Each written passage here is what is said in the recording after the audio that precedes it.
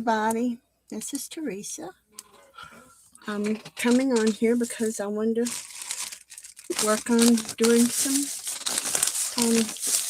beading. I'm going to work on an ornament cover. Okay? And I went and got me an ornament today so that I could work on it because my ornament kind of got mishmashed and scratchy and stuff. And so I went ahead and got me this one. I'm going to take this little thing off. See? And I have this piece right here that I hang my ornament from. But I'm going to pull this off. Just cut this off and I'll lay it to the side and I'll use it for something else. And I'll put my ornament to the side. I usually keep my little bulb hanging there because it's glass. My ornament here that I use is plastic, but this is glass. This is an actual light bulb that I've cleaned up, and I use it for a I usually put water in it and then put me a little plant in it to look pretty. Okay, so but for now I'm going to put that to the side. Okay, now these here are some thread that I use to do my beading with. And so, depending on the color of beads that I'm going to use, this one's already been opened, so I'm going to use this one here. And I usually use 11 OC beads to bead with. But I use two different sizes most of the time. And most of the time I use two different colors because I like it that way. I don't have to. I don't have to use two different sizes or colors. I usually have my beading mat.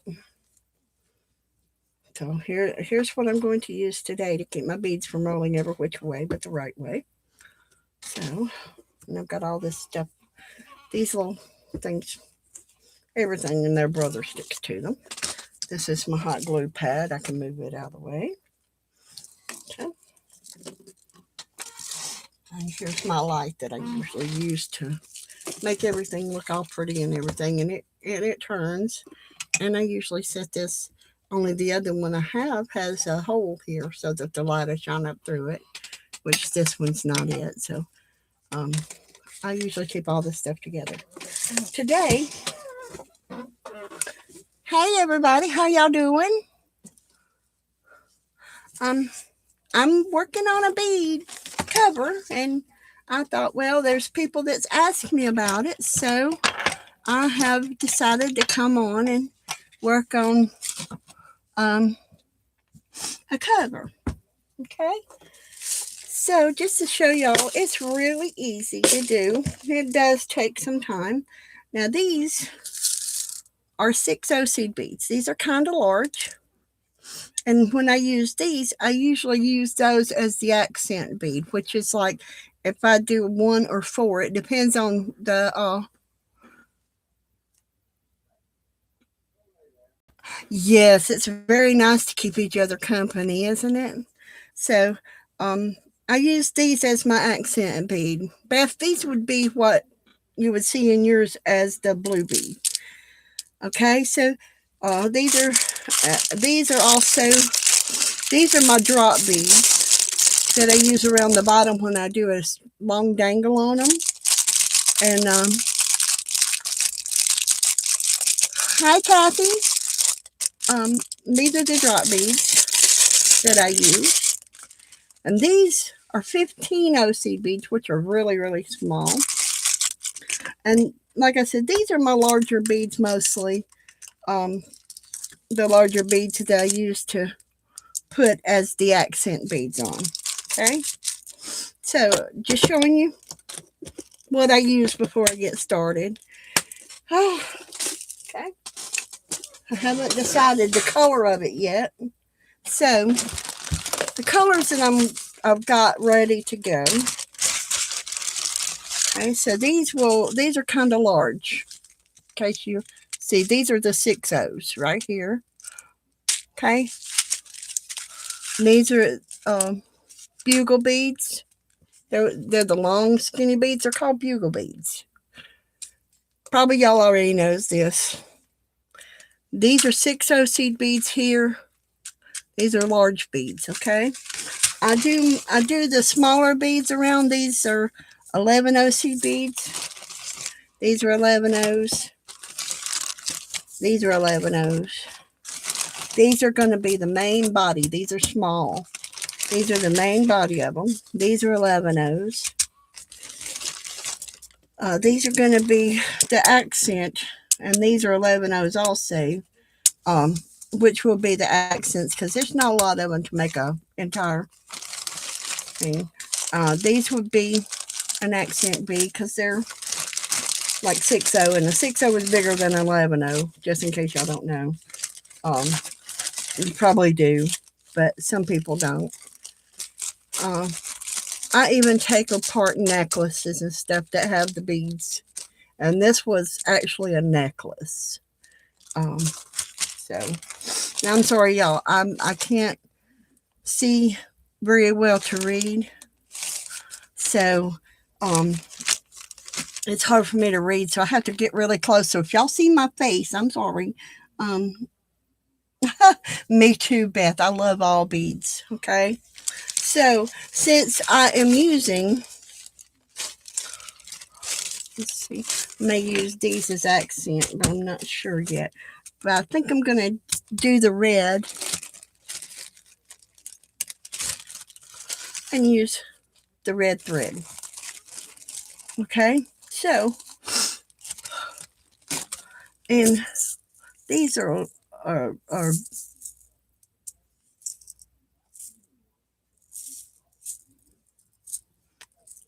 well, they don't really tell me what size these are.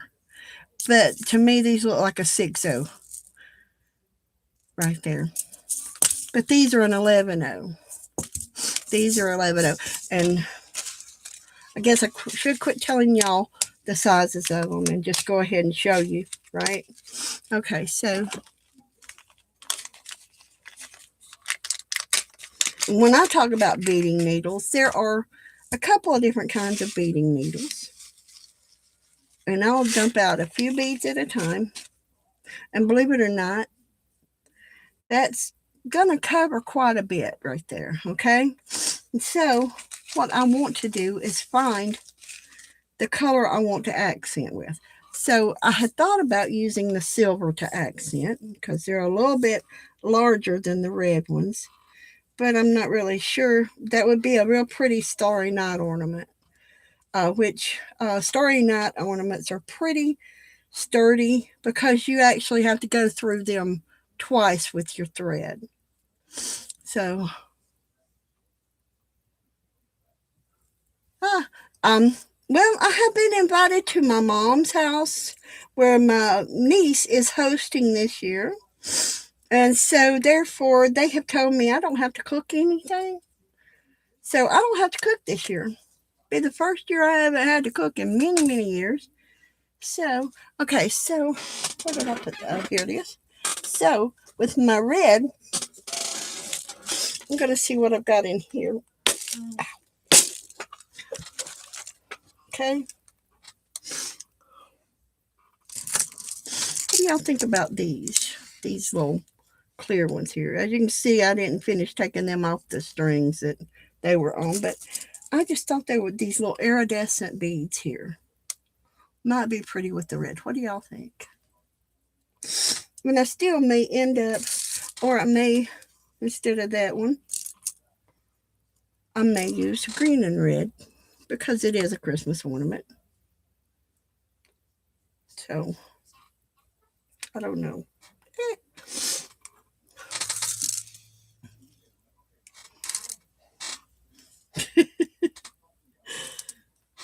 Don't y'all like my indecision here?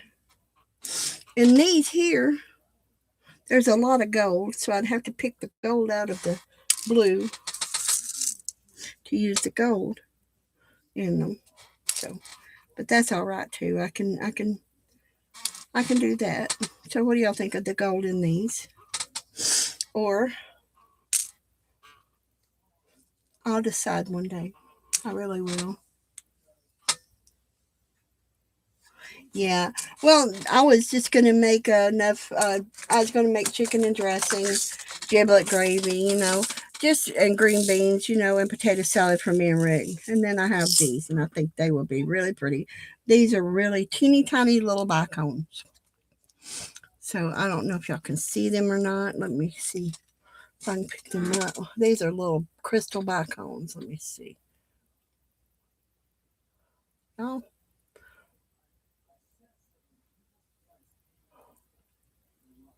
anyway, maybe not. But I think I'll use these. And I'll just sit these out. Close these up.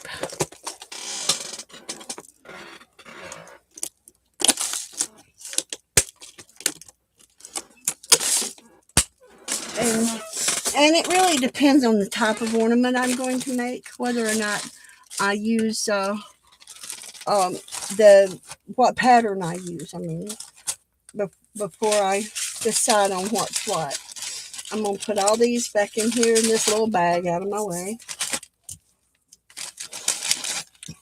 So, do y'all do beaded ornaments? Any of y'all?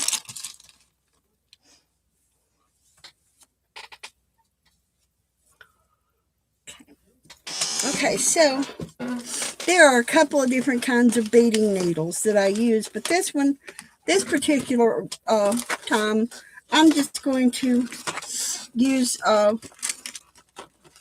the big eye needle. And by the big eye needle, let me find it. It's in here. I know it is.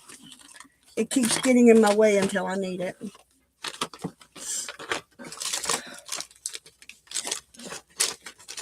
Anybody else have that problem? Things get in your way until you need them? So,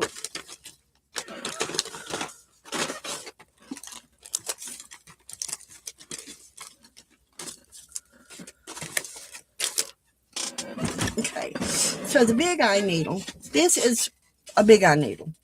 When you're looking for a big eye needle, and I talk about a big eye needle, this is a big eye needle. All these are big eye needles. And depending on the project I'm working on, depends on the size of the needle. It's a lot like your felting. There are long needles and short needles. Okay. In this instant, I'm going to use kind of a medium needle. Okay. And I'm going to put the rest of these, I'm going to gather them back together in my finger. And I'm going to stick them right back down in here. Okay. All right. Now on this, I usually do an arm's length at a time on my thread. Okay.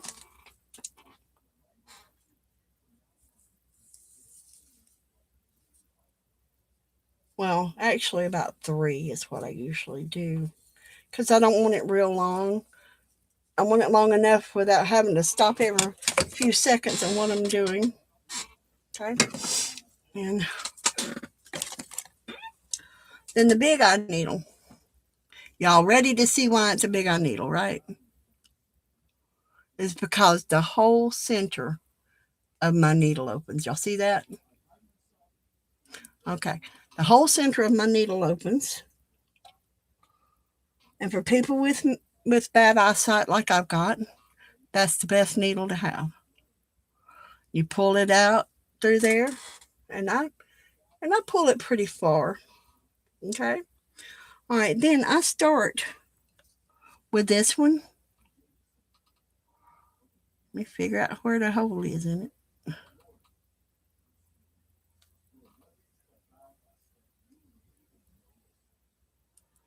I thought about coming on earlier today, and I thought, no, I've got a lot to get done today, so I didn't do it. And I pull it down pretty far. And then to keep it from sliding off, I go back through the other direction where the tail comes from.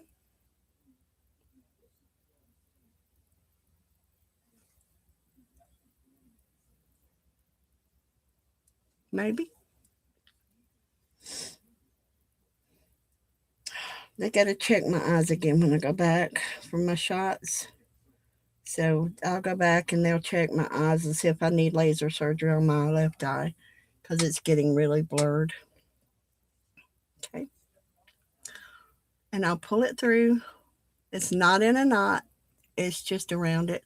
That way it's a stopper bead. Okay. That's my stopper bead. Okay. And that's, and then I'll go through these.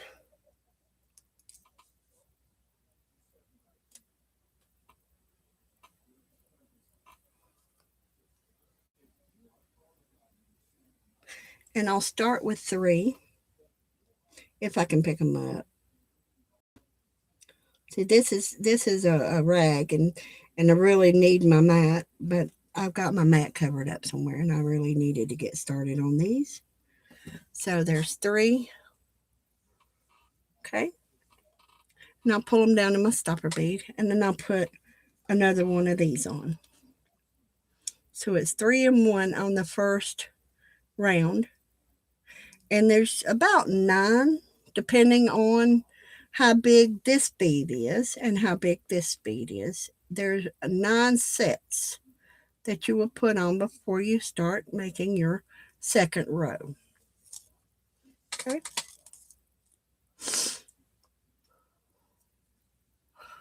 And there's one set. Then I'll put on another set of 3 of these. Okay. No, I'm sorry, y'all. I don't know how to stop it and start it. My computer is really persnickety. It will not let me do a video and upload it. My computer and YouTube do not get along. Okay. And the reason why I keep my ornament sitting here, okay, is because as I go around, when I get my 9 sets on, I will wrap it here around my ornament to see if it will go all the way around at a comfortable thing, because I will pull this top off and it will have to come on and off over this top. Okay. So therefore I have to get it set a certain way.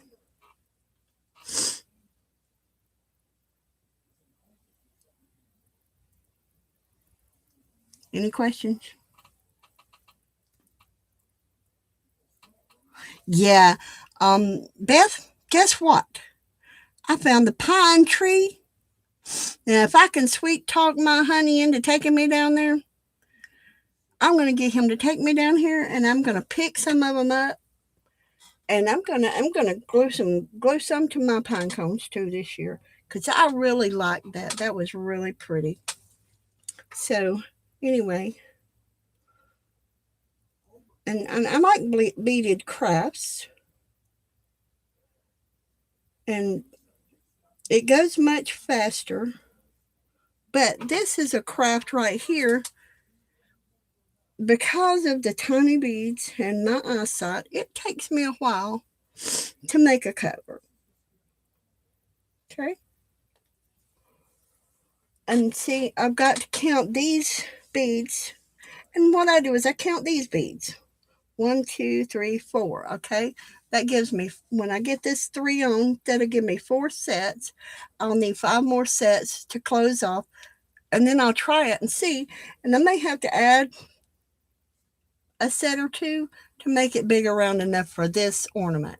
So whenever I talk to people about the ornament that they might want, they have to tell me if they have a small, medium, or large ornament. Okay. If they have a small ornament because they've got like a 4-foot tree and they just want little bitty ornaments on it, of course, the size of the cover is going to differ. So I'll need a smaller ornament or a larger ornament, depending on, see, my tree is 7 foot. So I'm going to use some larger and some smaller ornaments on it. And so I really enjoy doing ornament covers, because these are called Victorian ornament covers. And I'm just doing just a regular ornament cover. I'm not doing the Starry Night this time. The Starry Night difference is instead of just 1 bead here, there's going to be 4. And on the other hand, I don't know yet. I may go ahead and make a starry knot with this red and this crystal. Um, so who knows?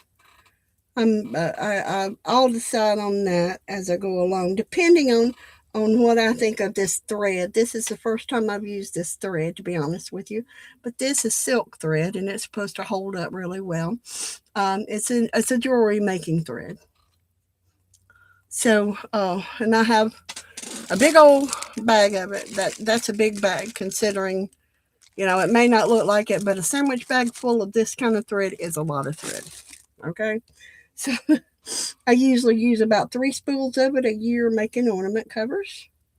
And I'm the kind of person that don't really hang on to ornament covers. I give them away. Um, People say, "Oh, well, I want one," and then people start asking me, "Do you sell them? Do you do this?" No, I have never sold one. I wouldn't know where to begin to ask for the price of one because, to be honest with you, um, I've looked online, and they don't even sell the ornaments to be the covers. To be honest with you, that I've seen, they sell just the pattern for them. Cost you about $10 and up. The cheapest ornament cover I've actually seen was about $75. And most of the ornament cover patterns uh, cost about $10. So between $10 and $15. So don't go on there thinking that you're going to buy the ornament for $15, the cover for $15. They're not. Okay? Because that's not the cover. That is the pattern. Okay? That's not the cover. Now, the lady that I learned the starry knot pattern from, she sells the kits where you make them yourself. She doesn't make them for you. She'll sell you the pattern and the kit or the beads, and you go and get the rest of the stuff and make it yourself. So, don't ask me. I have no idea on charging for them. Mostly it's people, like they have taught me something through the year. Like Beth, for instance. Last year I made her one and I made Lisa one. And I sent it to them because, they said, yes, I have a tree, or yes, I put up a Christmas tree, and yes, I like the ornament covers. And so it's kind of a thank you for all that people do for me all year. And this, to me, when I sit here, I usually sit here and listen to the television as I'm making them.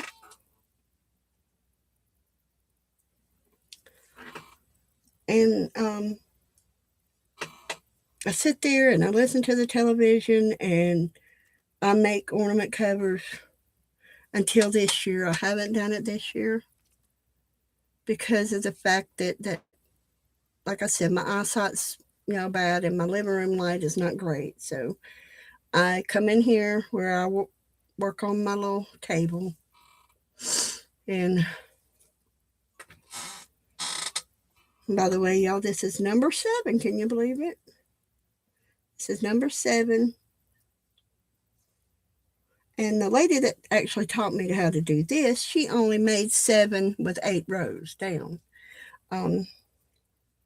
Okay, so my next row, when I go around again, and my next row will be 4 beads. Okay, where I'm putting on 3 beads here and 1, it'll be 4 here and 1, and it'll drop down and it'll end up hanging like this around the thing. So that's 7. Ooh, I may have to add about 15 to this one because this one's got a big neck on it. So this first row, as you see, it takes me a while. It takes me a while to get around it. And I told my husband, I said, well, I've been telling people I would come in here and I would sit down um, I would do a big beaded cover. I won't do the whole cover because of the fact that it takes me a while to do a whole cover. As you can see, I've been in here for this long, and I haven't even got the top of it done here. So so I will sit here and by myself, and I will do these. See, did I do that? Yes, I did. I'm gonna have to double check myself. So if y'all decide y'all want to make one of these, they're real simple to make, and y'all will see that shortly. But you got to have a little patience and a little kindness to yourself, because when you get around through there and you start to tie it off and you say, well, look at that. I forgot to put a bead right there. So I got to take everything off from there back and put that bead on there because, hey, you need that bead there. So this is what it looks like so far. Make a cute dangle, wouldn't it? Well, guess what? It's going to dangle all the way down this ball. Okay, so that's 1, 2, 3, 4, 5, 6, 8, and 9. That's 9 sets right there. Okay, so this is what I do. See, y'all? And I take this and I pull it around here. I know it's going to take about 12 to 15 sets on this one, because it's a big ornament. As you can see, it's going to take about 12 or 15. Instead of 9, it's going to take 12 to 15. So I'm guessing about 12, maybe 14. I'll have to check it again in a minute. And that's why my ornament sits there. Any questions?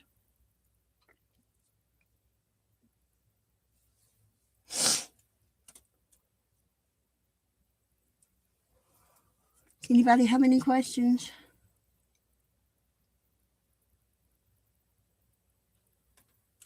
I saw a lady that picked up some pine cones from her sister's yard in Pennsylvania, and she actually used fake snow on them. You know, that sprayed on snow, and they were really pretty. So I may get enough to do some fake snow on a couple of little pine cones. So here, and I may do that too, and as well as what Beth did with her beaded ones last year, is put me some. And I saw one lady that actually just took a basket of pine cones and sprayed them with clear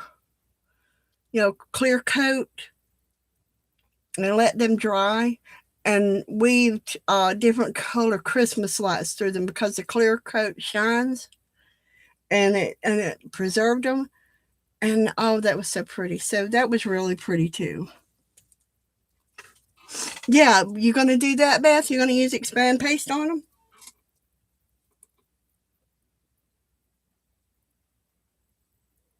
No, I need somebody that can read to me in here.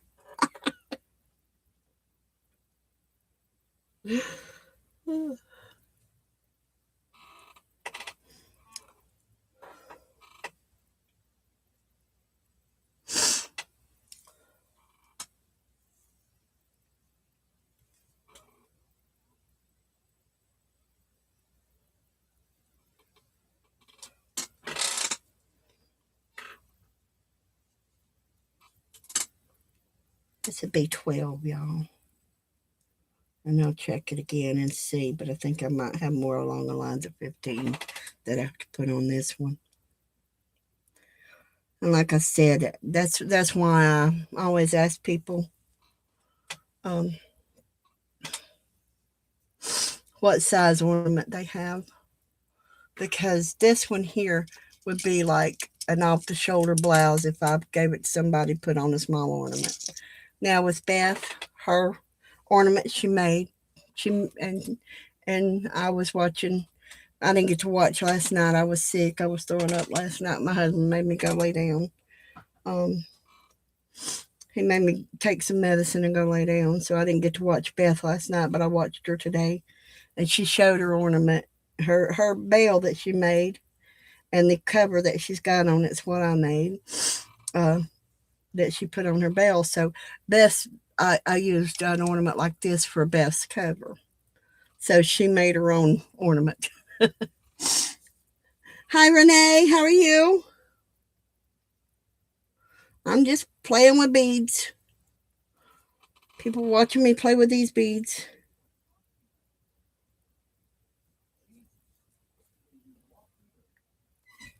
And I won't do but a couple of rows on this because you see how long it's taken me on this to do it. But this is basically just showing you what I do for the covers because it takes me a while.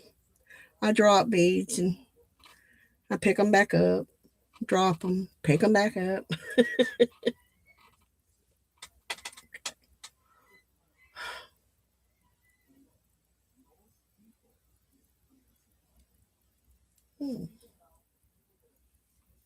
And you also have to be careful because thread like this, you have to be careful because these beads are sharp on the inside. They're glass.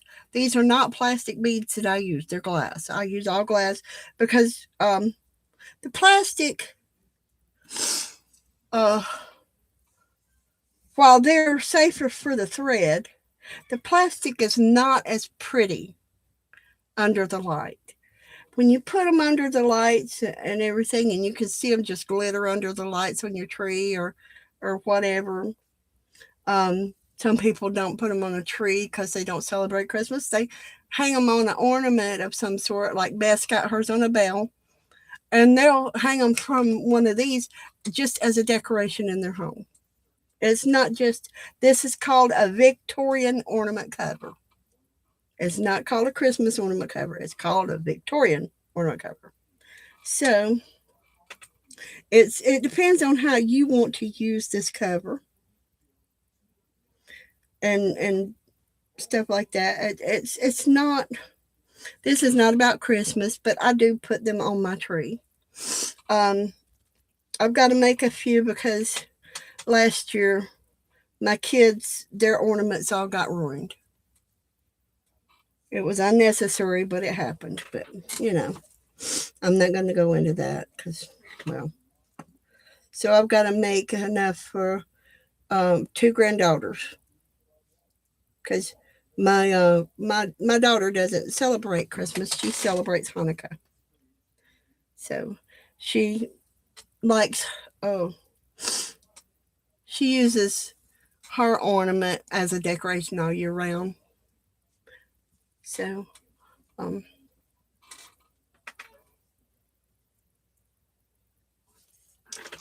but my two granddaughters, they do, however, celebrate Christmas. Okay, so this is large enough now to go around. So, what I've got to do now, there's 1, 2, 3, 4, 5, 6, 7, 8, 9, 10, 11, 12, 13, 14 on this one. So, what I've got to do now is I've got to turn this around and come from the other direction. Can y'all see me okay?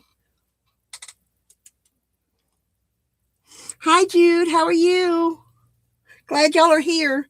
Okay, and I'll come back through this one. And I'm going to come back through this end bead right here that I used for my stopper bead, but it's actually my beginning bead. And I'm going to come on through. Okay.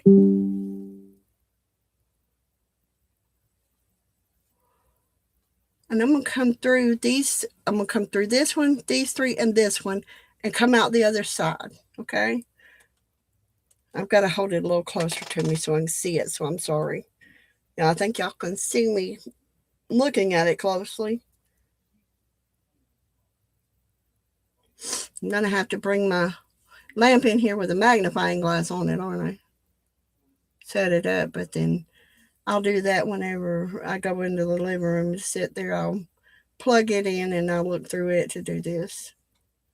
Now, And then you got to make sure you go through each one, because you can't just go through one of them. You've got to go through all these, and this is just the easiest way I can do it. As I go through each one, okay. And your thread does have to be small enough that it goes through the bead you choose to do this with. Okay. And now I pull it through, and then and I have to do this gently because I pull it all the way off the other side if I'm not careful. Okay. And this little piece here, as you can see, it strings down. I'll take this needle and put it on it, and I'll pull it all the way through. Now, what I'm going to do here is I'm going to pull this off, and I'm going to set this over the top. As you can see, it has to come over, because when I'm through, you're not going to be able to take this ornament cover apart to put it on there, right? It's not going to have a zipper in it, okay? And so there's the first row. Now, how long did that take? How long did it take y'all to watch me do that, boo-boo? Anyway, there's the first row. All right, then when I come down here, I'm going to start with the 4s, okay?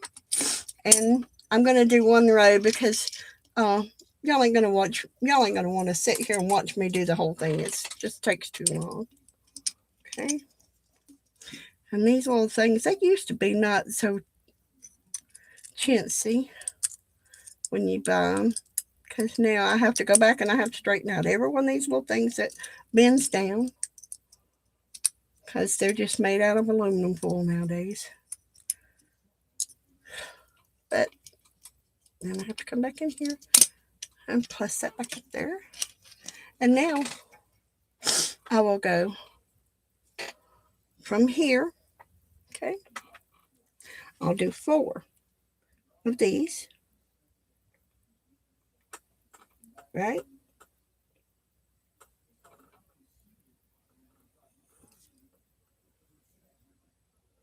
And you got to make sure you count, because if not, your little ornament cover is going to be really off kilter.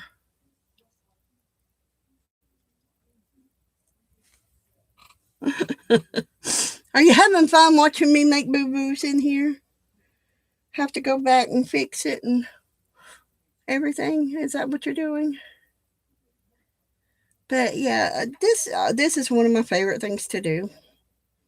It takes me a while to make one cover, but that's okay. It's something I love to do. All right, you see I did 4 and one of these. Now I'm going to do 4 more. So altogether on this next row, it's going to be 8, 1, it's going to be 4, 1, 4, okay? Then I'm going to go back through the next crystal bead. Okay? Now, if I were going to do, I got to move some stuff around here because my fingers are getting all miscombobulated in it. Okay, so I got to come down here. And that's 4, 1, 4. You see that?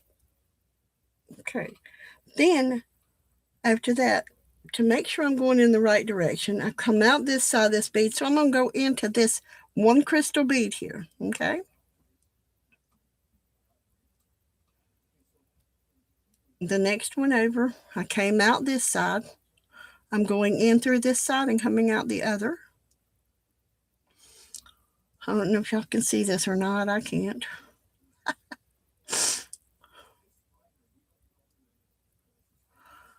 See, and I've come out the other side of this bead. Can y'all see that? Come out the other side of that bead. Okay.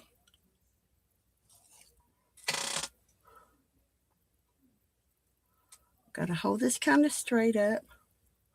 And then there you have a little dangly, right? You have the little dangly there. Okay. And it's going to be that way all the way around. It's going to be 4, 1, 4 for this whole round. You got to be careful because you'll stretch out your neck. You'll stretch out the necklace here. See, I've done stretched out the necklace. So now I'm going to come back, which is easily to fix.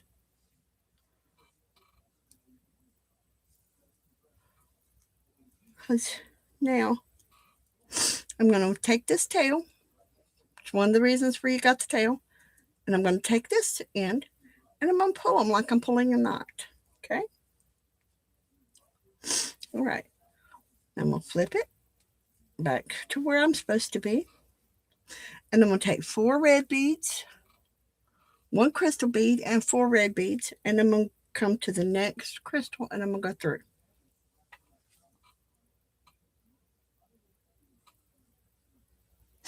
Yes, Jude, these are 15-0 and these are about a 6-0. Okay, but these are bicones here, and these are 11-0 seed beads.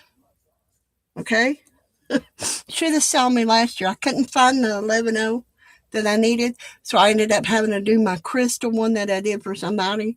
They wanted a crystal one, and the crystal one I had to use 15-0 seed beads. Oh, and man, my eyes were just, they were really complaining then. So,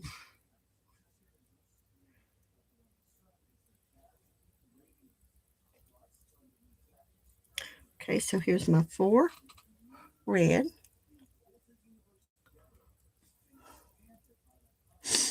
my 1 crystal,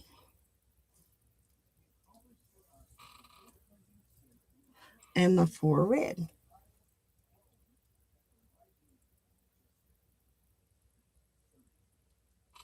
And each time you add a row, this is my 4s, and it's 4 all the way around.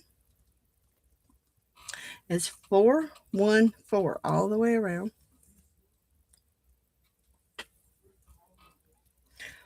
Okay, the next row will be a 5, 1, 5. Okay, and a 6, 1, 6, and so on and so forth. Okay, then as you get around to it, and there's many decorative elements you can put into the center of them. I just happen to like just the plain ones because I don't know. I just like them plain. I like the Starry Night in this one, and I have a new pattern I haven't tried yet that I want to work on, but I haven't started on it yet. But that's not the one I wanted to start showing y'all. And look at what I did. See, I skipped one, so I've got to pull that out and bring it back around to this one. So see, I skipped one. I'm not supposed to skip one. I think I skipped one. Let me make sure I did. I probably did. Yes, see, made a boo boo. I made a boo boo. Okay, so let's, and what I'll do is I'll just take my needle back through. See? And I'll pull it back through, and hopefully that will work.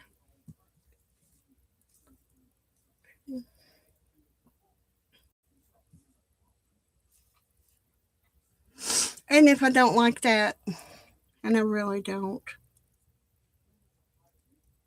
if I don't like that, okay, I do not like it. I don't really like the crystal and the red together. The crystal shows up way more than I want it to. I just wanted it to show up a little bit. So this is what I do. If I go around it and I don't like it, guess who don't stay in their place? They get miscombobulated too. So I think I want something different to go with the crystal because the crystal, I don't want it to shine as much as I do the red. And it's shining too much. Yep. Ta-da. So one thing you know for sure, if I send an ornament cover to somebody, you know I got to like it first.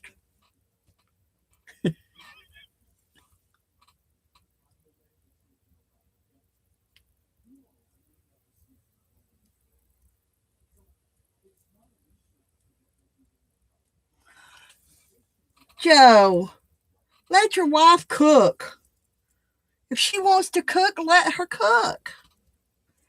Let her be allowed to make the dressing. Be nice. It's Thanksgiving. Be thankful you have her. Is that good, Beth? But he just loves you. You know that, right? He just wants to be your helper. You know? But remind him that God made you for his help meet. You're a help meet for him. Okay? Remind him that during this time, he's to be thankful for you. He is to be blessed with you. So now, I don't like that. So now I got to figure out what color I want to go with my red. I want gold. But I don't know. I don't like these crystal ones. They're not the color that I want. I like the gold with them. I really do. But I don't think I have any gold. I know that I do have silver. But I like to put silver and blue together. I like silver and blue together. I like red and gold. And I like silver and blue. And I don't like the red and the crystal. So guess what? We're not doing red and crystal. If I don't like it, I ain't doing it. Are y'all like that? If you don't like it, you don't do it. See, I usually know within the first strand, the necklace, I call the part that's up here the necklace. I usually know if the necklace is what I like. Okay? So, I didn't like the necklace. So, if you don't like the necklace, take it off. Redo it. So anyway, what are y'all doing tonight? Are y'all doing anything besides cooking? Joe, are you doing anything besides aggravating Beth about her cooking?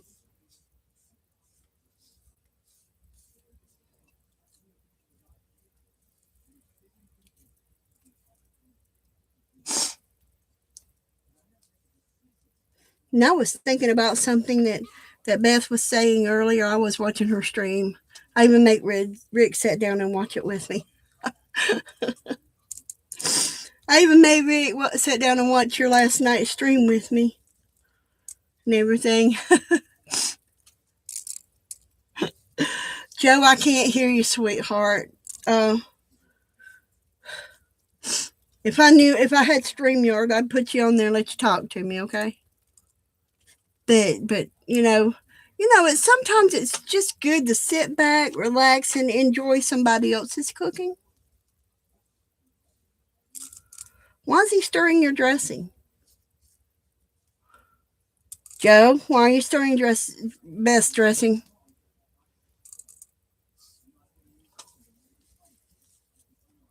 Yeah, I missed being there, but Rick made me go to bed because I was sick. I mean, I wasn't. I was just in the first few minutes of Lisa's and Tanya's stream, and he come in there and handed me some medicine and said, "Nope, you go to bed," because I was sick. So he handed me some medicine, and I slept right through the rest of Lisa's and Tanya's stream, and then through yours. He woke me up in time to eat dinner and put me back to bed. I didn't wake back up until 8 o'clock this morning. Oh, that's good, Beth. That's real good that he wants to help. It really is. Okay. So what do y'all want to do now? I know y'all don't want to see me do that again, but that's how I do that. Um,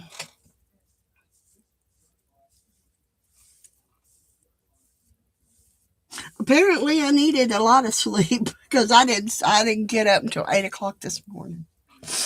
I did not get back up until 8 o'clock this morning. I got up. He woke me up about 9:30. Gave me a piece of chicken and some field peas. Told me to eat and go back to bed. So that's what I did.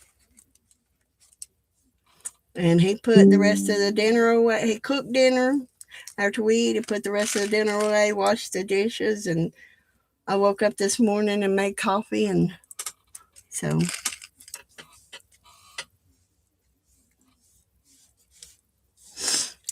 that's what I did. I don't know what happened. All of a sudden, I just got sick on my stomach, and it was just rough. Okay, so what I'm going to do is I'm going to set this out of the way, and I'm going to make a Christmas card because I've figured out what I want to do with my Christmas cards. Only part of them, though, is I want to make a Christmas card and see what y'all think of it.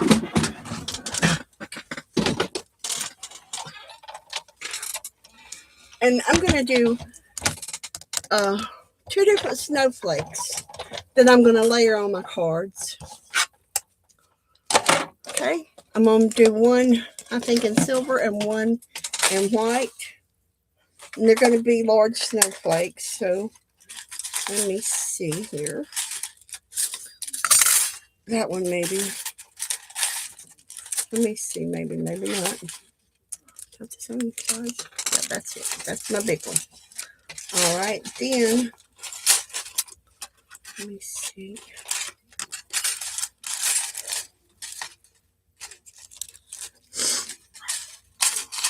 And I'll see what y'all think about my Christmas cards that I'm going to be making this year. And I'll get this one made for my mom.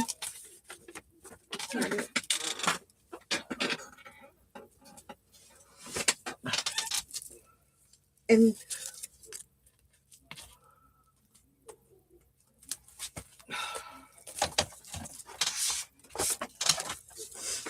my fingers ain't as young as they used to be. But I may make a few of them in glitter. I may make some in white. There's all going to be a white. Okay. Okay. And I'm going to start with the white one. I'm going to do 2 at a time. Put this in the center. Because all the base snowflakes are going to be white. Okay. And let me get this and put it away. When I get through with this, thread and all, just so y'all know, and these little needles do have a sharp point to them. Just so you know, they will go through fingers and stuff. And you can drop them on the floor like I just did.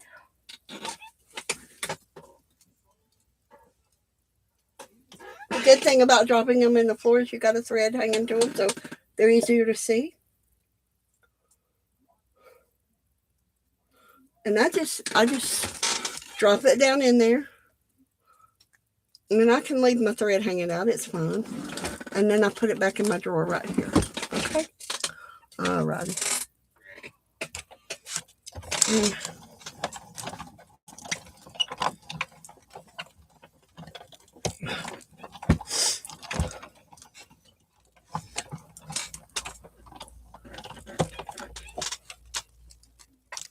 Okay. Let's see if it went through it well. It did not go through well. Okay. Stuck it together. Went through just fine. It just stuck it together, didn't it? See, ta-da. All right, now.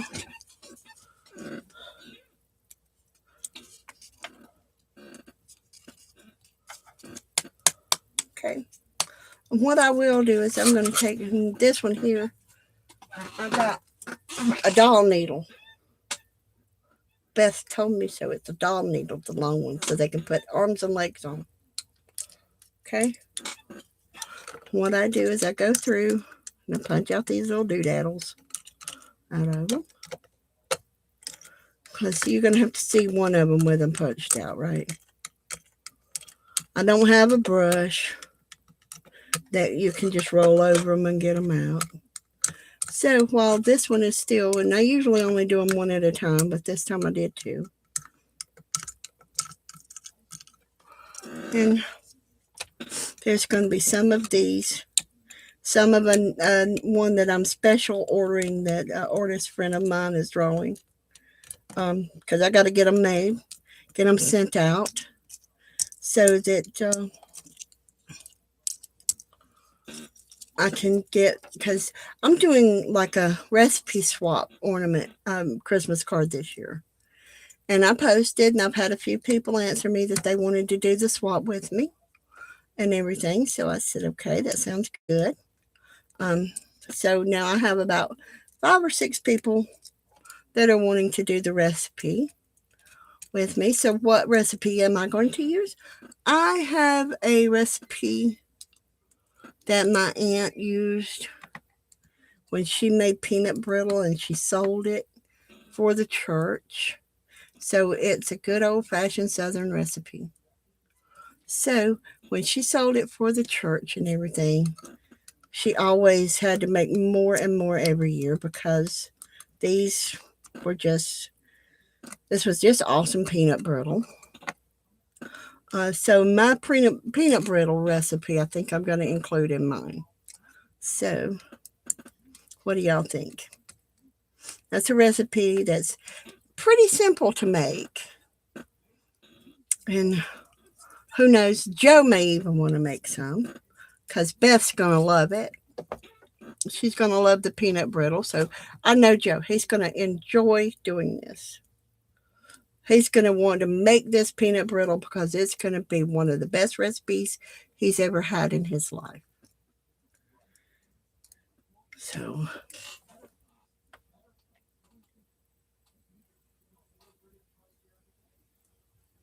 uh-oh, what's simple?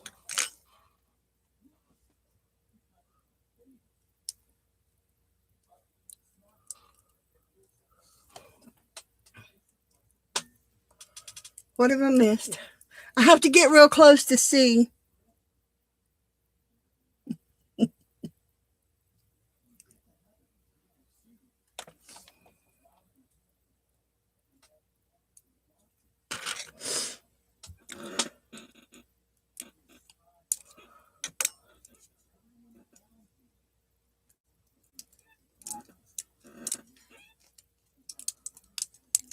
Okay, so this here is going to be my base snowflake. It's going to be the white one to go on my card. Okay, but there's more to my card than more than likely you see tonight because I've got to find my because the card itself. Here, let me see where to put my scissors. I'm always losing my scissors, y'all. Okay, so what I will do. Okay, so my card itself. This is not the card, by the way. It's going to have a snowflake in white. But I'm going to put this part through my cutter, but it's going to be embossed with just like area here. I'm just going to emboss part of this area for it, and then I'm going to lay the snowflakes on top, and whether I'm going to do a green, a gold, a silver, but all these are going to be white. All this one, there's this one that's going to be white. It's going to be the base snowflake.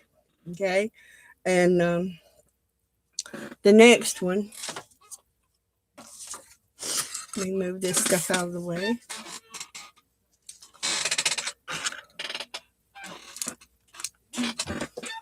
But I'm gonna run the base card through an embossing folder, and I'm thinking either snowflakes or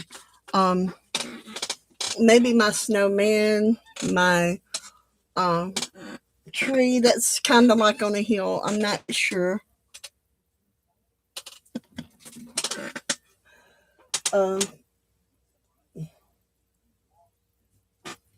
What are you praying about, Beth? What was you praying about? it something I need to help you pray over? Okay, let me get this one. No, y'all stay up there. Okay, and then I'm going to take this one. See, here's the silver glitter. I mean, look at me, silver glitter. Plenty of glitter falls off of this thing. And I'm going to cut this in half. Because I'm only going to make a few of these. I'm not sending out a bunch of them. Because, you know, not everybody cares about cards anymore. So there's a few people I know that would like to have a card. Not a lot of people. And, but some people I know would like to have one. So if I know that you would like to have one, you'll probably get one. And like I said, I'm doing mine in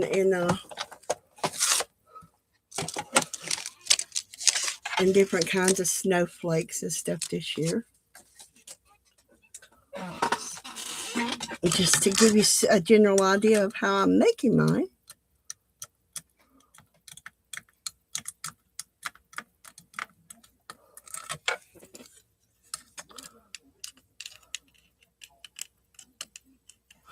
And I should have told y'all what I do here is I usually start in the center because that's the easy way to keep it into this right here. You keep it in the edges on the outside and you start in the center and you can get these teeny tiny little bitty pieces out easier. If you're like me and don't have the roller brush to just roll it over and get it done. And then you go around each layer of them.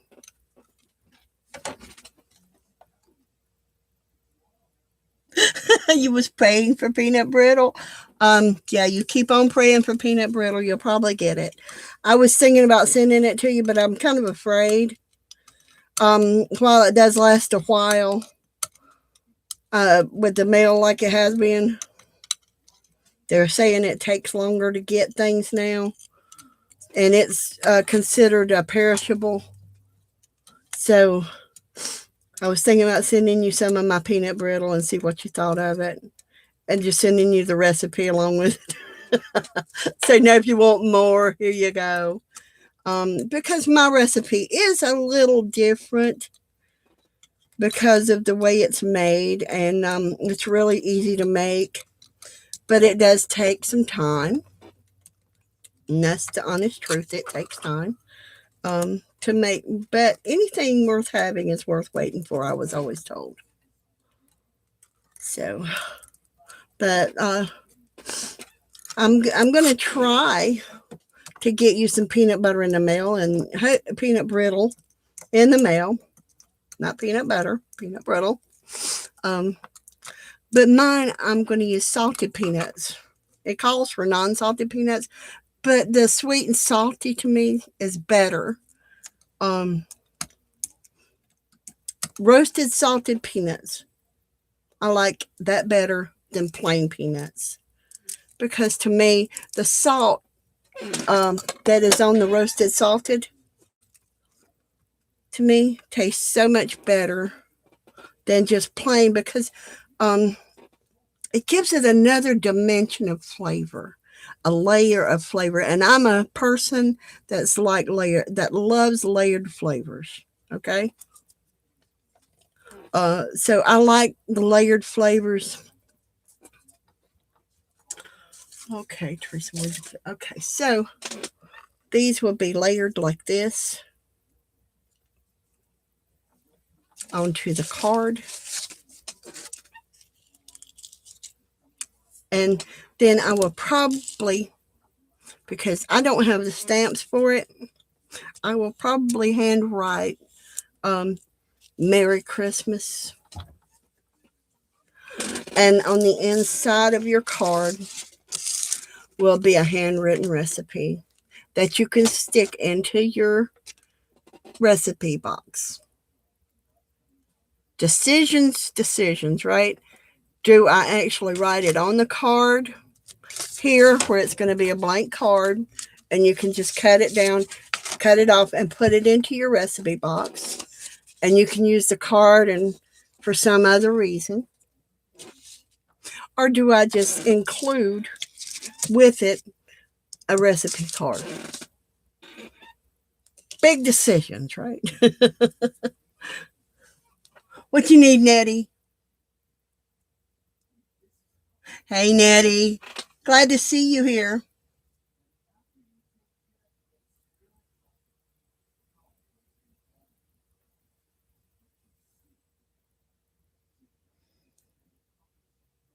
Oh, I'm glad to hear you're hanging in there, Nettie. Me too.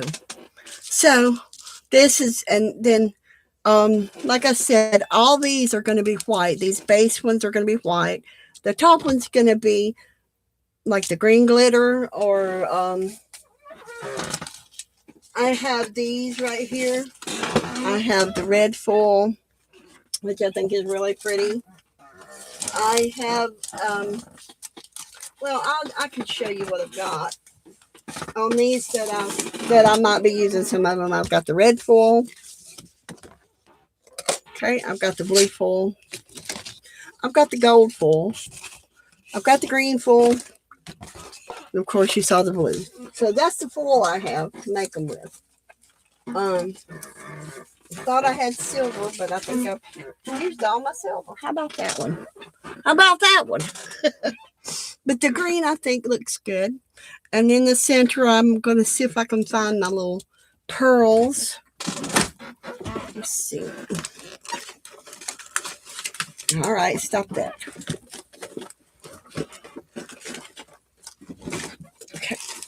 So in the center, I've got these little pearl things that I'm going to look and see if I can find some, because, you know, one that will be the opposite color of the one on top, and put a little pearl in the center. I think that will look. And write Merry Christmas on it. Happy holidays for those that don't celebrate Christmas. But this is my Christmas card this year. The Christmas card with the recipe, and I decided on sharing my because I'm not getting any younger, my recipe for peanut brittle. And I don't have it written down anywhere. It's just a thing in my head, and so I get to write it all down and send it all out. So do y'all have any suggestions on it? Do you think that would look okay?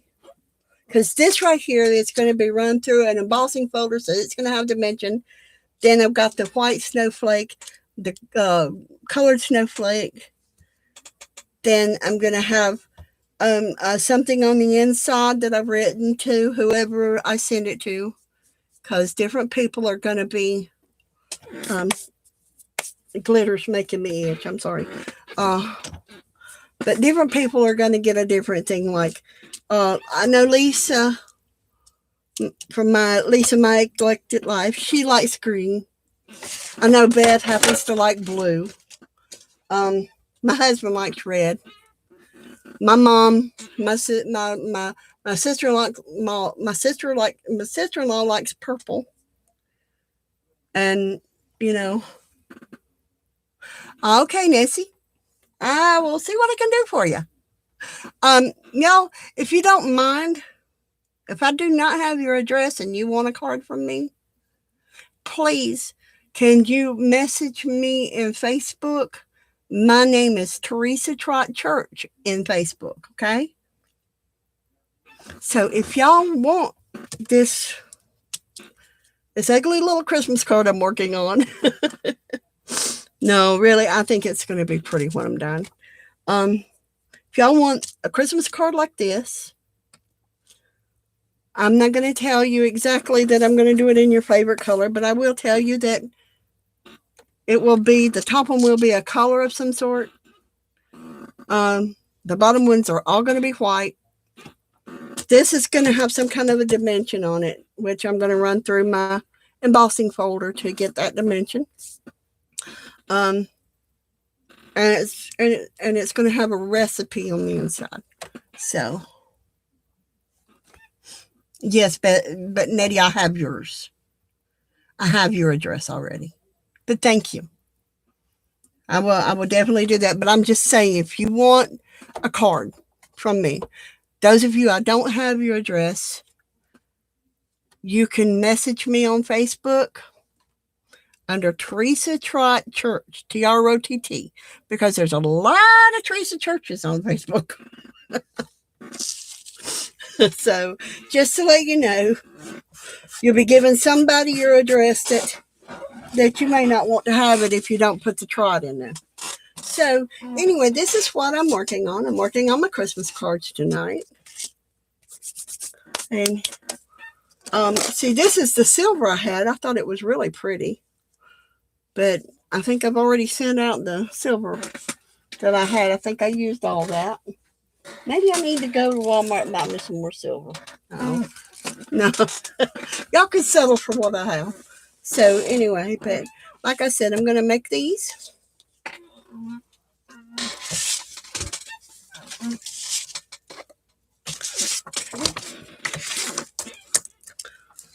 And I think I'm just going to do one at a time because it seems to work out better that way.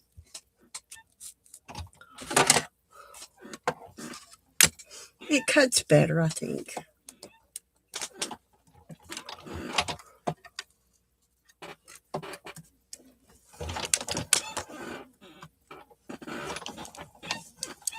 And I always roll it this way and then back because it's just easier for me to get it out.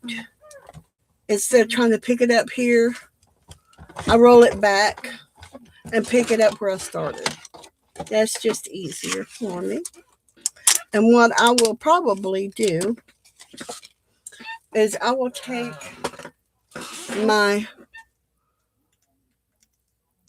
snowflakes in there in a little while. Oh, I can't use that one. I need my other one. That was too sharp. I should have remembered that one was too sharp. And where did I put it? I laid it down, ladies and gentlemen. I laid it down. So anyway, this is what I said. I'm going to take these. I'll take them out, and I'll probably go through and poke through these things in yonder.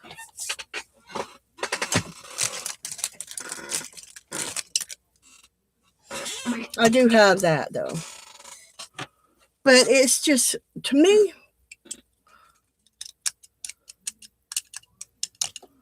it's just easier to use my doll needle.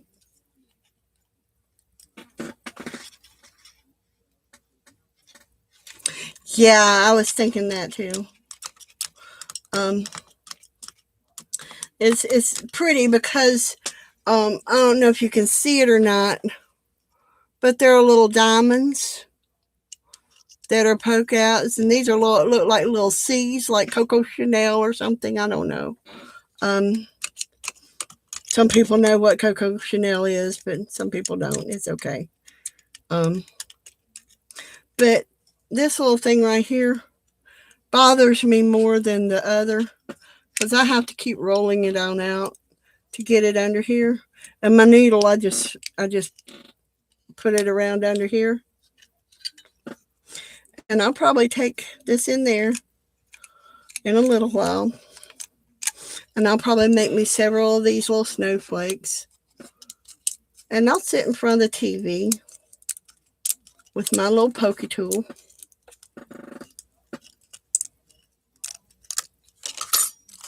And I'll poke all these little bits and pieces out.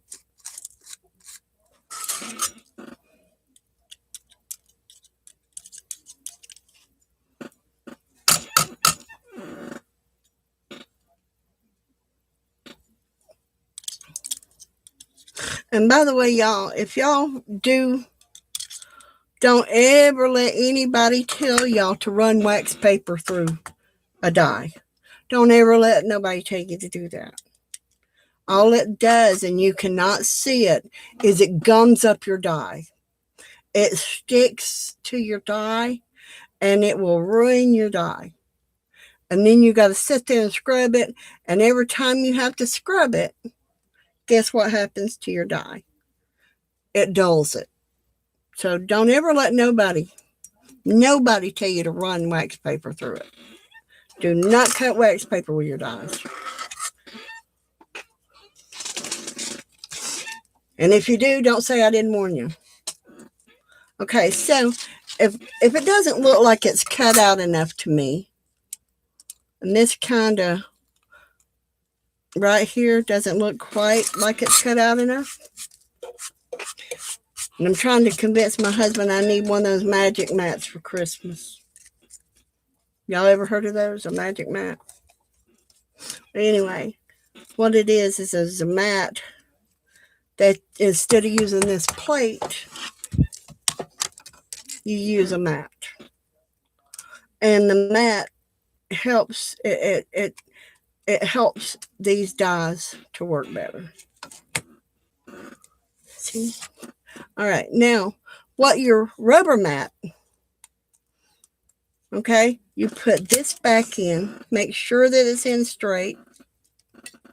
And if you have the rubber mat that goes with this set, it is an embossing mat. And that's what these, when you look for dies, okay, when you find them, it says embossing on it too. It's because you actually use the embossing mat to emboss it with, okay? And you put that rubber mat under here. And when you run it back through, you take this bottom mat off and you run it back through. And what it does when you run it back through is it makes it deeper. It makes it deeper. And it makes it stand up more. Okay? So let's see if I can show y'all. Okay, I'm gonna run that back through just one more time. Just once more. Because sometimes I don't feel like it's enough. Alright. And since I don't have the embossing mat, that's usually why I run it through 2 or 3 times. A lot of times, because once I get it out and I put it back, and I get it out and I put it back, it makes it cut deeper. Can y'all see that? If it's cutting deeper? Okay. But when it does cut deeper, you poke it out. And these I really, not these, but the next ones that I do, the colored ones, I will emboss them. I will do this, and it'll take me several times going through this cutter because I do not have the rubber mat that goes with it. But it will make it stand out more. The design will stand out more than normal because it embosses the design. And let me see if I can show y'all what I'm talking about. Okay. I don't know if you can see that little edge right there, but it kind of bevels it. Okay. And can you see that little diamond in the center there? Maybe not. Maybe you can. I can't tell. I really can't. But you can see it, how it's set up above this. That's embossed. That has raised that up and embossed it. So, anyway, that has embossed that little diamond. See, that's what I'll be doing with all these little green ones here, or all the little color ones, because it didn't emboss it just running it through once. But when I put it back through the die, I will lay it directly back down into my die and make sure it's in there good, because if it's not in there good, it's going to just make a worse cut to it. It's just going to make a shadow cut to it. And I will rub it back down into my die. I'll make sure all this stuff is out from on there. And I'll lay it back down into my die like that.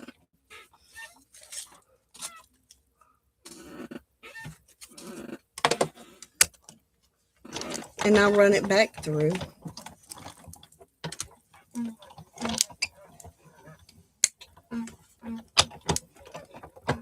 because with the mat that I'm talking about, it's made of rubber, so it doesn't actually cut into the mat.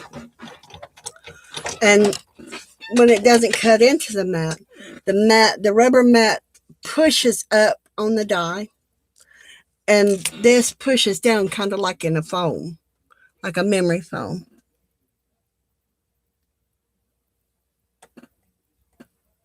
Oh, wow. Okay. I'm glad you told me, because I never really thought about that roller much, Nettie. But I've heard people that like them, and I've heard people that don't like them. But anyway.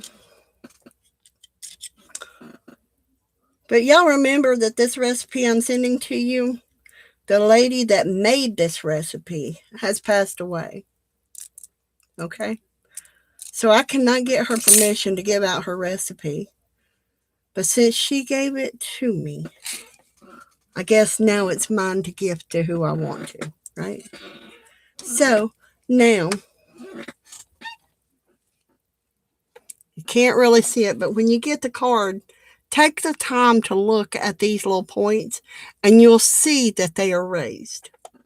Okay? You'll see that they're embossed. Okay? So this right here, and that's why they say it's embossing. It's an embossing and cutting die.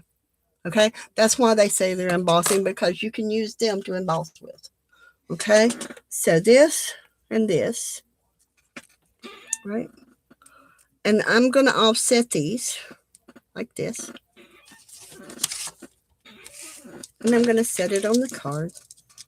And I'm going to put my little thing, my little pearl in the center, or my little whatever I decide to put, my little rhinestone or pearl or what in the center. I haven't quite decided on that one yet. And then I'm going to put Merry Christmas or Happy Holidays. For my daughter, I'm going to put Happy Holidays. I mean, because she doesn't celebrate Christmas, so I'm going to send her one. For my granddaughter, they will get a Merry Christmas. Okay. Now these right here, when I get through, I can actually take these and match them up and layer them and make a shaker card out of them. And let me tell you what I found. Okay, y'all know this stuff right here, right? You can find it without the pattern on it. Okay? But this stuff right here, you can lay it down, and you can actually put something like this on it, and it makes a really cute, hi Marty, really good shaker card. It really makes a pretty shaker card, because you can take and glue this onto your, what that see-through stuff, that material, and take and put you a little bit of glitter or whatever in the center. Then take your backing and glue it down, because you can take and you can just glue it down right around the edge, and you can trim it off. Okay? Then that's going to hold it up a little bit. And then you're going to have a shaker card. That is the easiest, best way I know to make a shaker card. Y'all want to see it? I've got this right here. I can show you. It won't be the same. It's not having a plain one, but I can show you. Let me show you my brand of shaker card, because me and shaker cards never got along. Okay? So I found an easy way to do it. I cannot tell you who showed me. Don't ask me, because I don't know. Somebody showed me how. Okay, so this right here,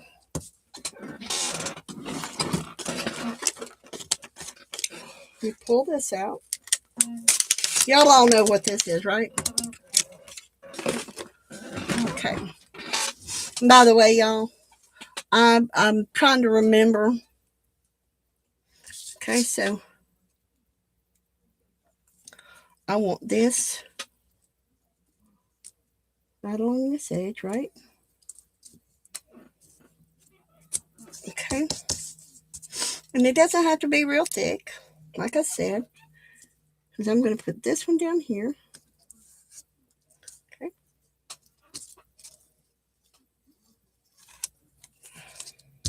I struggle with things, y'all. My fingers just do not want to work right. And see, whenever I make a shaker card, I do try my best. Stop that. And then tore that card. Y'all see me do that? This is supposed to be 60-pound cardstock from Walmart. It's more like printer paper. I'll be honest with you. It's just a little thicker than printer paper, so it's not that great. And so I'm going to come right up above this. Okay. All right. Now, this is what I'm going to do. And I'm going to lay this right here. So if I ask you where I put it, tell me it's on your left. Okay? Okay, so now I'm going to take my scissors and I'm going to trim this down because I don't want this tape sticking out, right? And since my eyes are not that great, my tape usually goes over a little bit. And that's the truth. But that's okay too. All right. Now, y'all see this, right? All right. But what I need to do now, and this is not going to be perfect, okay, is I'm going to pull this tape up, okay, and this is just to show y'all how to do it, because tonight my eyes are really tired and they're not really up to getting things perfect tonight.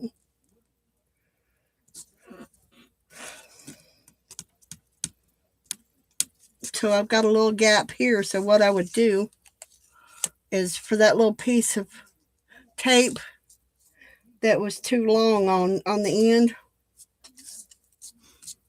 it's here somewhere, I would take that little piece and put it right here, because as you can see, it don't come together here, which is fine, because you can fix that. Okay, you can fix that.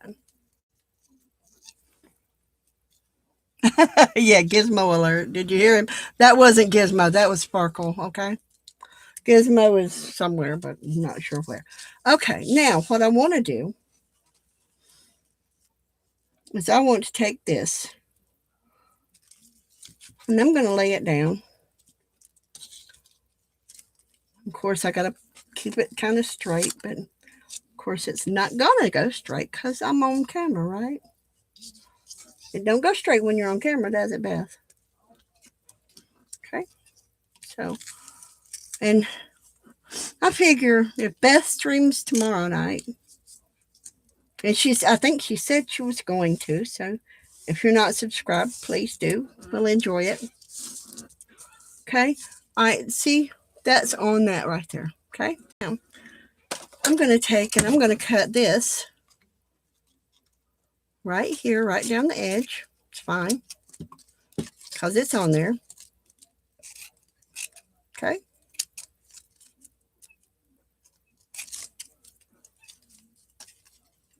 All right. And you can put as many layers of paper on it as you want. I'm just going to do the one. Okay. All right. See, I've got this all the way up. Now,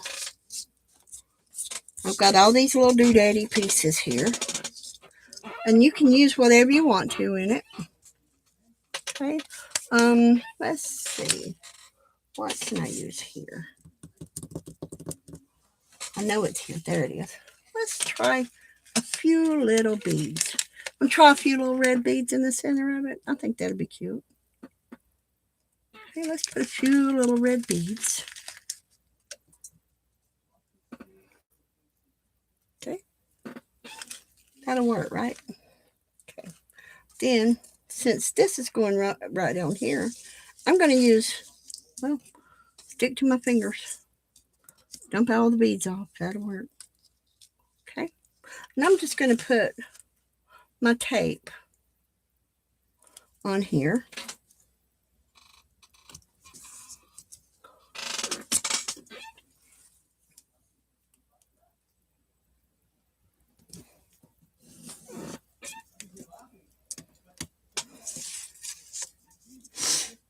You know me, I'm just an easygoing, simple person here. So I don't do any really fanciful things. And then I come right to the edge of this one, which is what I thought I'd done there. And I'm coming right to the edge of this one. Okay. Same here. I'm going to come right to the edge of each one, because if you go over it, then one's going to hold the other one down, right? So you're not going to do that. Okay. So here, I got my little doolily out. Okay. And I'm going to take and I'm going to kind of burnish this down a little bit.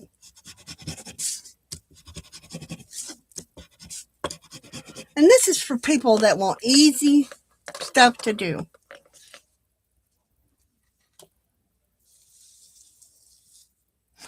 There you go. Just tilt your head, okay? Works for me, Rhonda. I tilt my head, and that's probably why it doesn't go so straight. Okay, and then I just peel these little papers off. Like this. Hopefully it stays on the paper. Sometimes it do, and sometimes it do not. Now, me, if I were just going to leave it together and this was going to be something I would want to do to show somebody, this is just a simple and easy going thing to do. Now, I would do it a little bit better if this was going to be somebody's. I would take my glue and put it here, because I really don't trust this double-sided tape from anywhere. It's been pretty good so far, but you make sure you got all your little doodaddies right in the center, okay? And then you're going to line it up best you can. Tilt your head, Rhonda. It's crooked. And then I'm going to take this little doodaddy and I'm going to burnish it down some. And if you were going to do it, you know, right, not like me, what do you think? Shaker card? Okay. Then when you get ready, okay, so let me show. Okay, what I'm going to do here is I'm just going to trim it up to make it look pretty decent, I guess. I got crooked eyesight, so y'all just deal with it. I don't want to trim too much of it off, because that's going to take my stability away, right?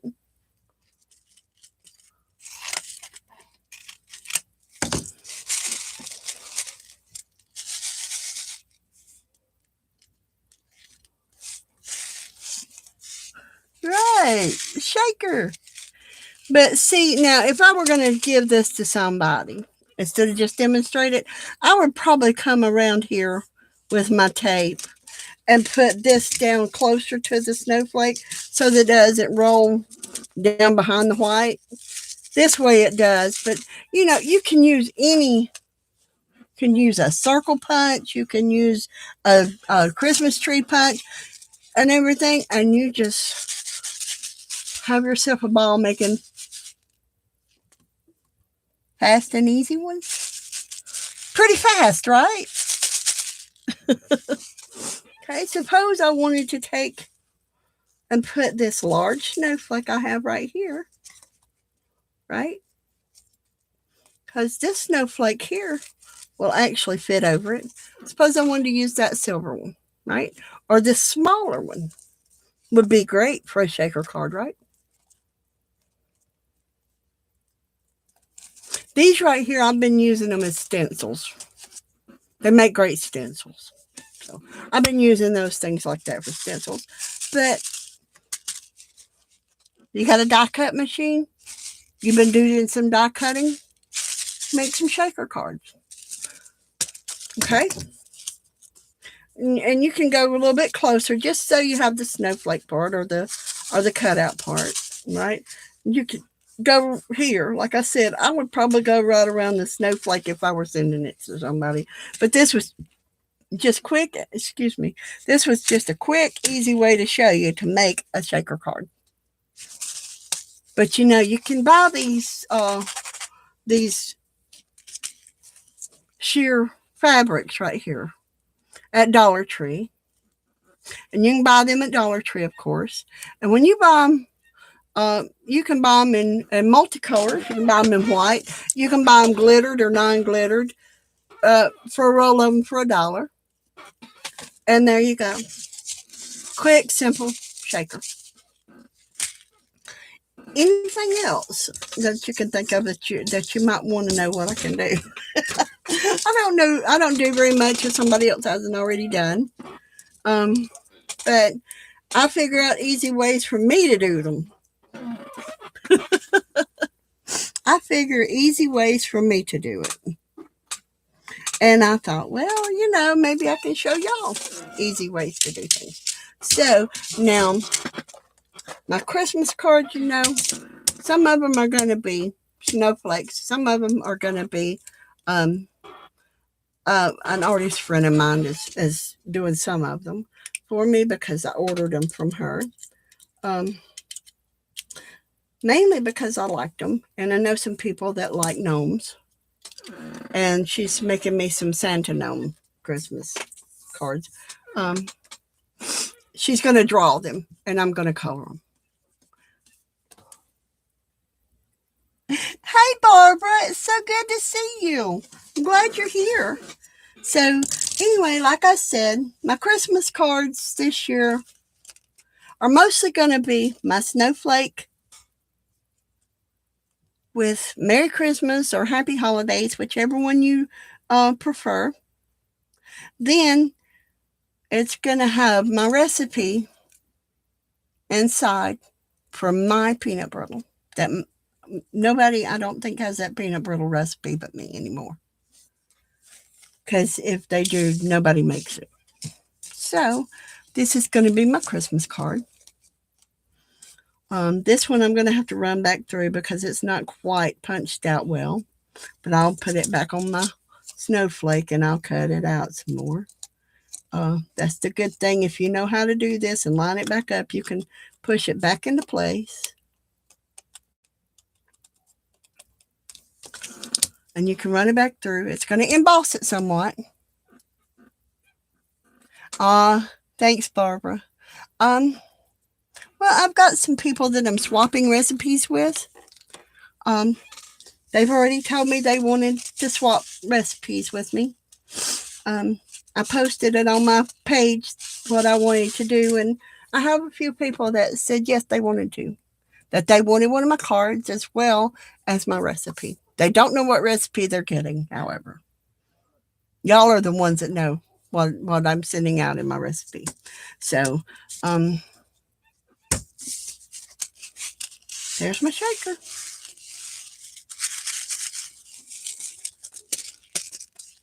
That work out for y'all?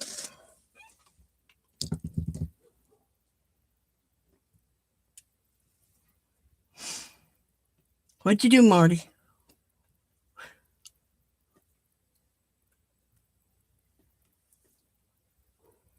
So, anybody else think of anything that they might want to see me do?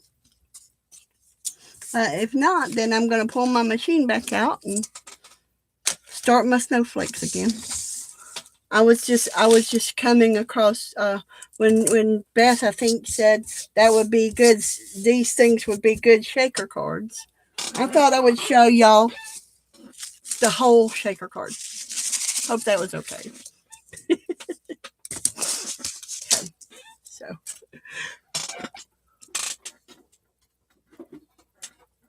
I'll draw something. Like what? What would you want me to draw?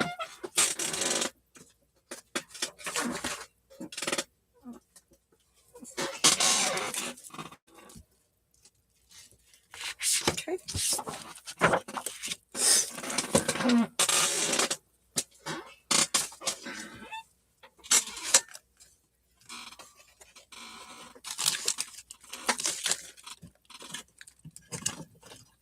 I gotta find my drawers.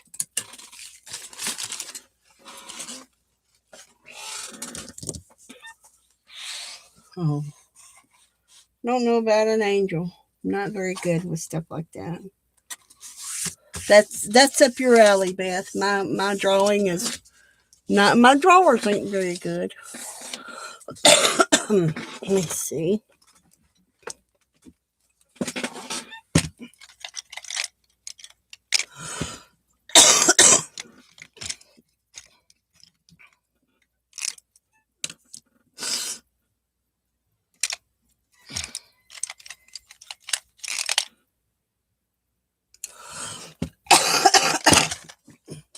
I'm sorry. I'm like the rest of y'all. I'm allergic to my craft room, I guess.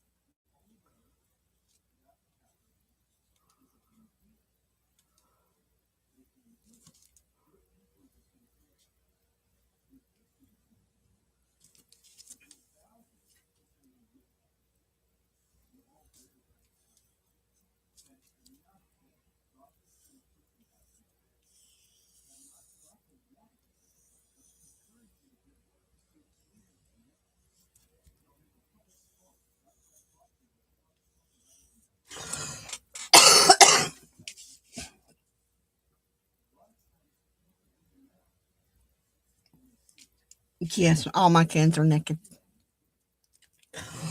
I haven't taken the time to figure out what dresses I want to put on them yet.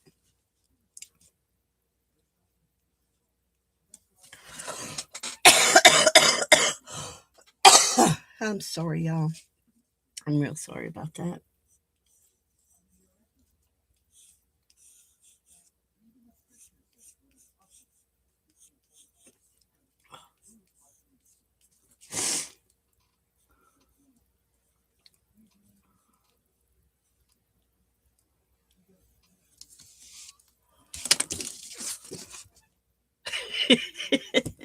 What do you think?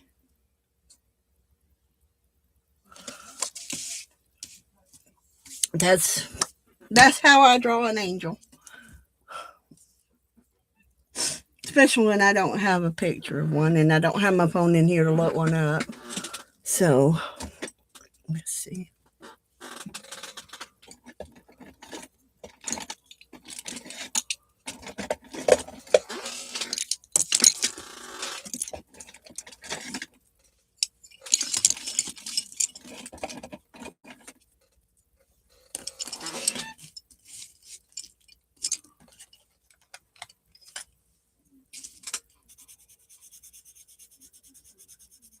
And then when I get through, I end up.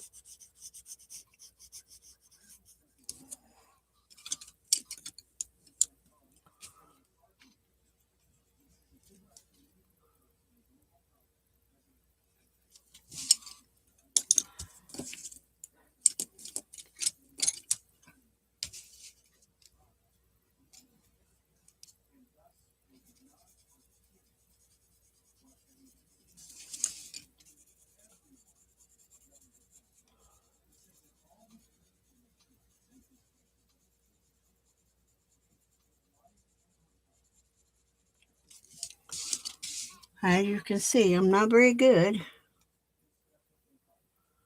but I enjoy doing it. Whatever. I love to do art, even though I am still practicing. No professional, just a crafter.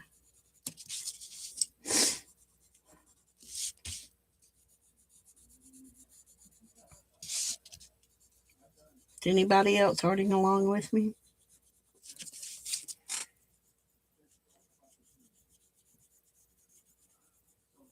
Has anybody else made a shaker card tonight? I know y'all can do this one. This one's too easy not to. But like I said, I really did need to slow down and do that one right, but I didn't have it set up to make a shaker card out of. It was just an example thing. I do need to set it up to make y'all a shaker card that would look right. But that was just showing y'all a little bit of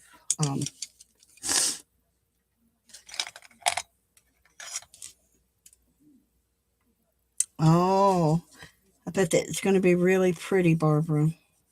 I bet it is.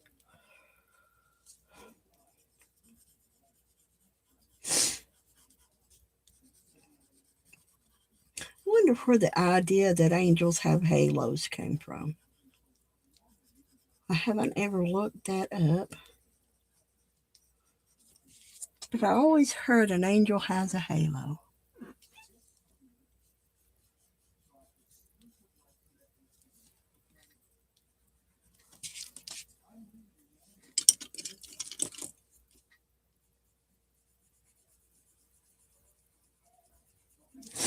And usually I take and I put I usually draw it and then paint it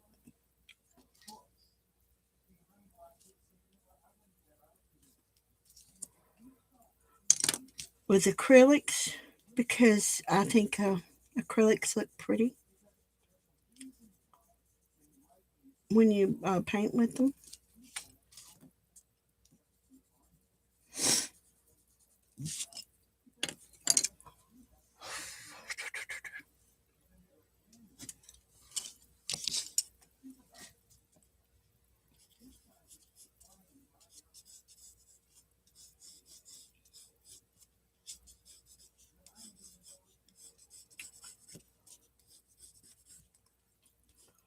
But I also like to play around with my colored pencils. And Lisa and Tanya actually taught me something new to do with colored pencils. So I enjoyed their stream on that. Even though they didn't like it, I did. And I thought they both did really beautiful work with them. Of course, they always do beautiful work. And I enjoyed seeing everybody's work that they did with their colored pencils.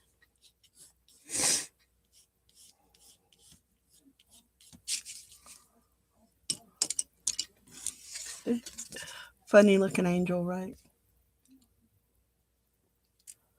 Hi, Zena. Welcome.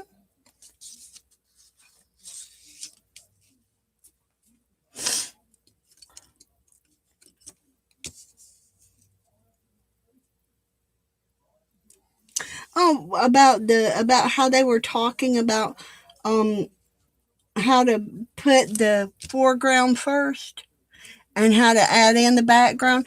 I learned that. I learned how they added in their backgrounds instead of putting their foregrounds uh last. You know how you do the background first and then you do the next layer and the next layer and the next layer. Well, they started from the front and worked backwards. And I learned how to do that and I really enjoyed that.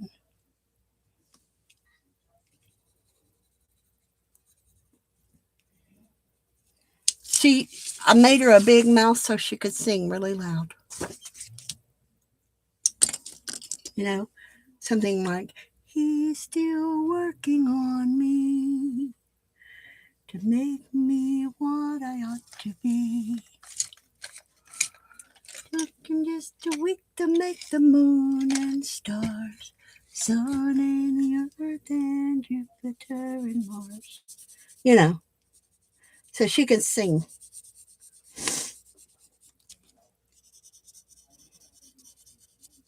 So this angel can sing.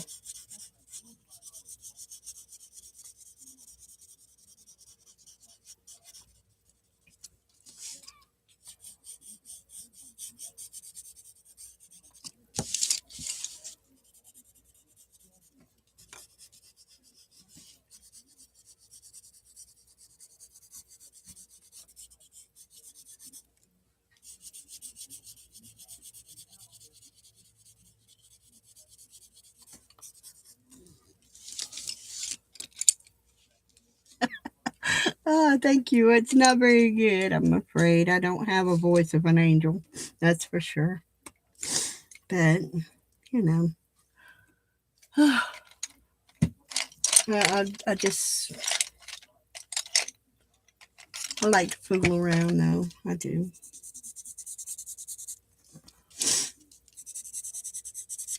One of these days, I'm going to learn how to do the white, how to make things look like it's white instead of, because you can't actually see white on white, but, you know, like Dee Dee Willingham and Lisa and Tanya, they can make things look white, even though they're not using white. Okay, so I haven't painted my my stuff from Beth yet, so I can't show y'all that. But Beth, did you see the pictures I posted? Those are from right here in Alabama. That red tree and the boat, the sailboat, that's right here in Alabama. That's from Alabama the Beautiful. And that was the sailboat was taken a few days ago, and so was the tree. That's the changing. Um,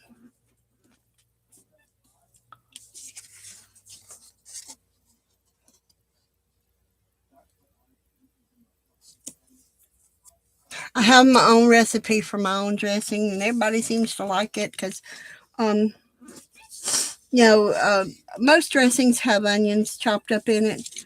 Unfortunately, my dressing can't have onions chopped in it because it makes me really sick. So I have to uh, go a different direction. Like my granddaughter couldn't eat celery without getting sick and all that, and that's one of the favorite things I had in my dressing and is a little bit of celery, but she couldn't eat it without getting sick. So I had to modify it to fit her. I had to modify it to fit myself.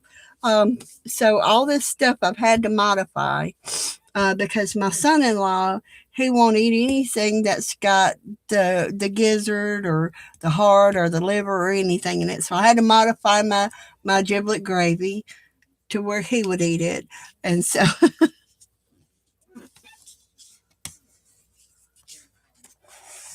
you've seen my yard?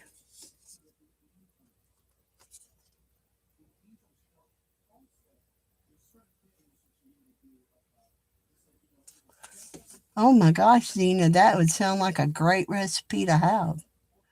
That sounds good. But do you know the difference between dressing and stuffing? Does anybody know the difference?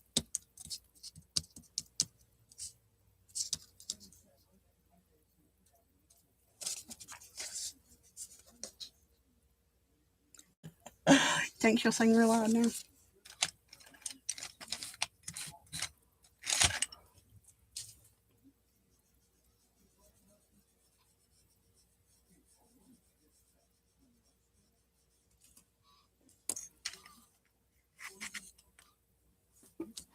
Okay, the difference between dressing and stuffing is stuffing goes inside the bird. Dressing goes around it to dress it. Stuffing is made with light bread. Dressing is made with cornbread.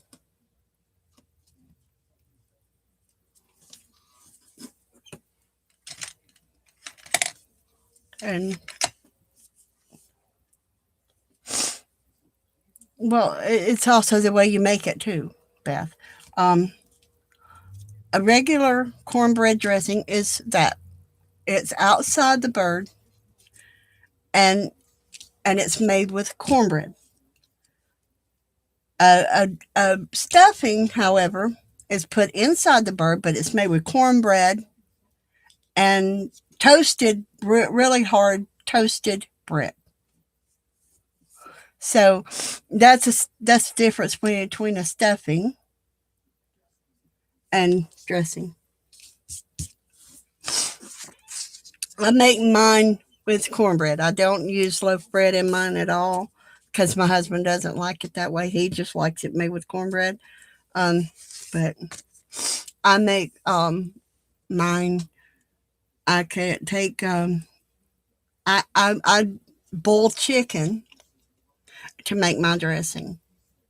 And I use chicken breast, and I tear once I get the chicken boiled, I tear the chicken apart. That's what goes in both my giblet gravy and in my dressing, because my dressing is a standalone, and dressing is supposed to be a standalone, that you don't have to have meat with it. So my dressing is I put boiled chicken as well as boiled eggs in it. I don't use raw eggs in mine at all. Um, Everything that goes into my dressing is actually cooked before it's all put together. When it's all put together, it's kind of soupy, so you do have to bake it, but you could eat it without even cooking it, because everything that goes into my dressing, everything that goes in there is already done. Okay. Um, if I want to have it a little off tasting, I'll put a handful of cheddar cheese in it. I will. I'll put a handful of cheddar cheese in my cornbread when I'm baking it, if I want it to be a little off. But all it does is it gives it a little bit of a tang, like a buttermilk pancake. The difference between a buttermilk pancake and a regular pancake, it's going to give it that little twang to it.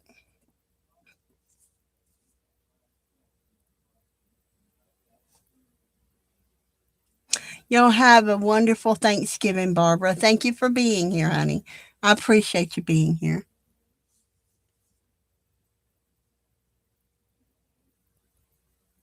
Actually, when I cook my chicken, I actually season the water, so I don't have to put any extra seasoning into my dressing or my gravy, because I season the water so that, because I like the layer of flavor that it gives, is I put garlic powder and salt and pepper and all that um to make mine, to boil my chicken with. So whenever I get through with my chicken, it's fully seasoned and ready to eat. So what I do is I take my chicken breast, and I shred them. I take two forks and just shred them apart. And then I mix it all up with my hands. I go in there, and the last thing I will put into my dressing is my eggs, because eggs, as you know, are tender. And when you put your eggs in there, if you mix everything up first, then you can just mix the eggs in, just like folding them in. Uh, but uh, but if you put the eggs in with everything else while you're in there smashing it all, then your eggs get too smashed and they get too little. So after you get everything mixed up, you put your eggs in, and that keeps them from breaking apart too much. Because once you chop your eggs, they're already small enough to eat. So that's how I do it. Good night, Barbara. Thank you for being here, sweetheart. Um, and that's how I do it. And it's just the way I've always did it. If I make tuna salad or chicken salad, I do the same thing. I don't put my eggs in until everything else is mixed up. Then I put my eggs in and just kind of fold them in, because I don't want my eggs broken out of pieces in little bitty pieces. So I like them to where I can tell they're in there. So that's how I do mine. So, hey, there's my angel. Not much, but there she is. Uh, and I'm fixing to pull out and start doing um, some more of my little cuts, so that while I go in there and I watch TV tonight, I can sit there and poke all these little things out of my snowflakes. And quite frankly, I can do two at a time if I want to, because when I ordered my snowflakes, it came two. Not two different ones, but two at the same time. And I haven't even opened that one yet. But I still only like to do one at a time. To me, it just works out better. than anything else I've done so far. So it just works out better. Okay, so now, like I said, if I were going to set it up as a shaker, I would set it to where, okay, so this piece right here is just going to be an extra piece. But I would set it up to where I would have enough space to put that tape right around this part. Okay, that's how I would set it up. Okay. But since I didn't set it up, and I know that that tape is a certain thing, so what I want to do is I want to set this up, and I'm going to measure it off to be the right size that I can cut it.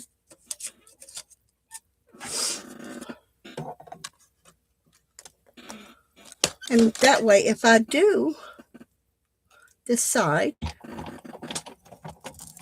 that I want to make this one into a shaker, then I will be able to.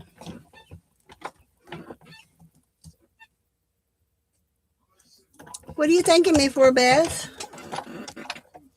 But like I said, I will take this one and I'll run it through because I want it to actually push on up in there. And that's why I usually run mine through. They usually cut just perfectly the first time through, but I'll run it through 2 or 3 times because I want it to emboss it. Okay, especially this green one because it's going to be on top. Unless I decide to turn it around and put a green one on bottom and another one on top. Okay, so as you can see, I've got enough space to put the tape down through here. Okay, and then lay the other piece over on it and make my shaker out of it. Okay.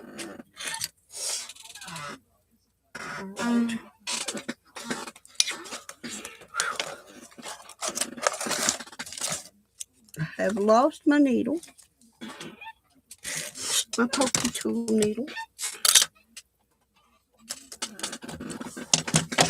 Come here, pokey tool. Ah.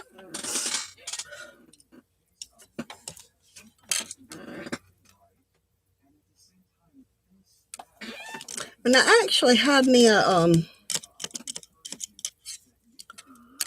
a piece of foam like we felt on, you know, the foam that you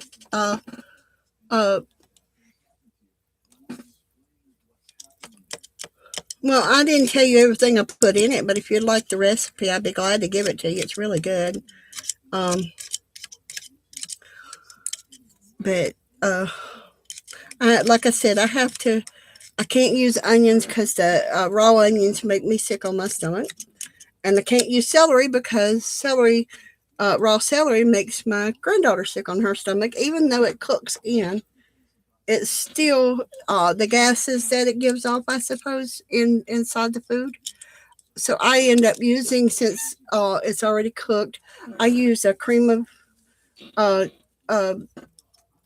celery soup, and I use the onion soup mix, and in mine, because it's toasted onions is what they use in it, and it really does add a flavor. Or if I don't use the onion soup mix, I use the French onion soup in it, which, you know, adds to it. So it does make a huge difference in it, but it has a really good flavor, and you do not have to add extra salt or pepper or anything because all this stuff is already seasoned. My chicken, I season when I boil it. Like I said, I do that when I boil it, and that's great. And see these little doodads right here? They're green on one side and white on the other. They would be really cute to put in one of those shaker cards. Wouldn't it be cute in the center of that shaker card? Right? So you can take that, like I said, take that thing. I gotta run this one back through, don't I? Yeah.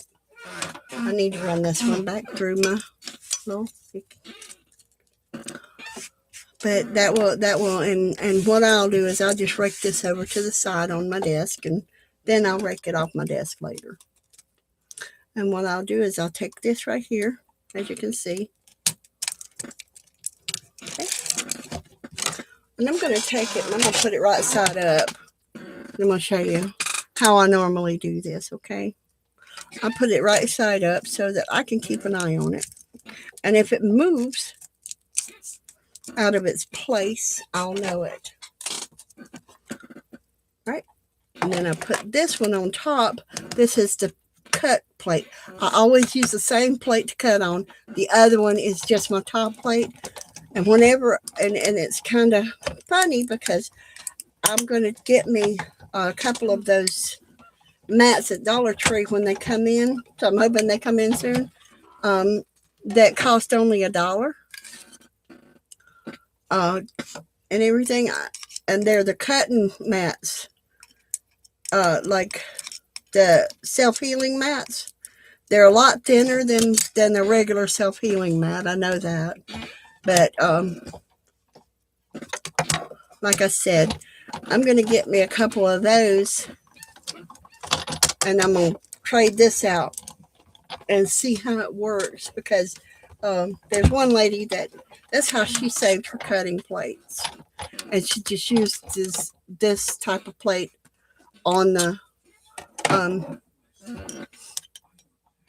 top, and then that way the self-healing mats last longer than the plates do.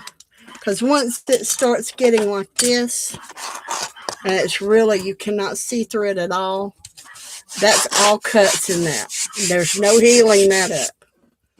And it gets to where you can't use it, it don't cut, and you'll think something's wrong with your machine. Guess what? It's not your machine, it's your plates. So, and those plates after a while do get expensive. So I was watching this one lady and she said her husband took her a saw and she bought a self-healing mat and he cut it down to the size of the plate. He cut it down to the size of the plate and she uses it to cut on. And she's been using it for several years now.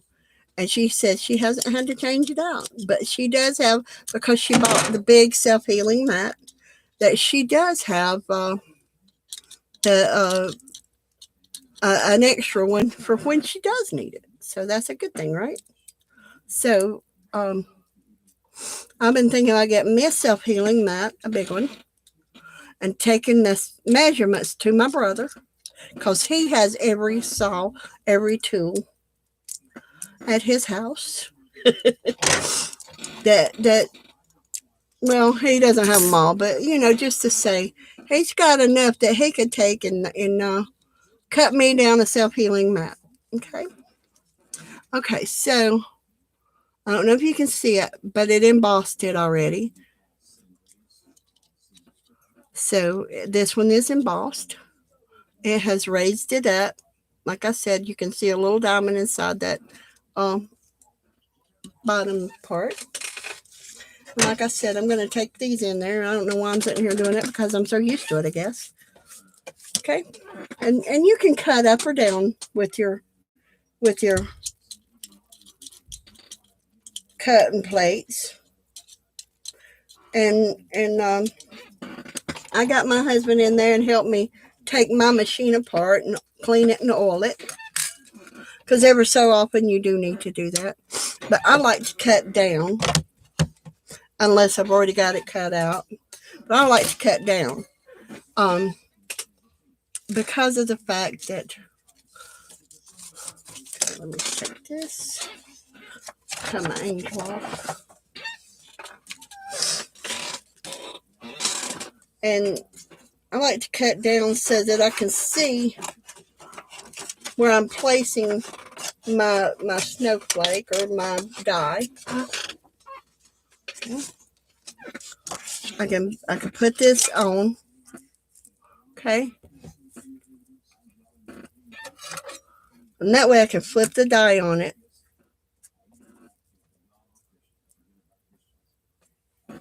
I can put it where I want it.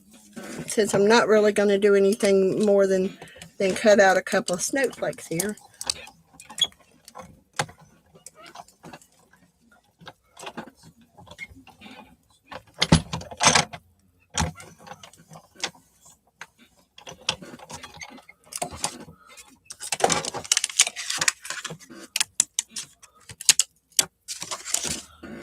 And then this.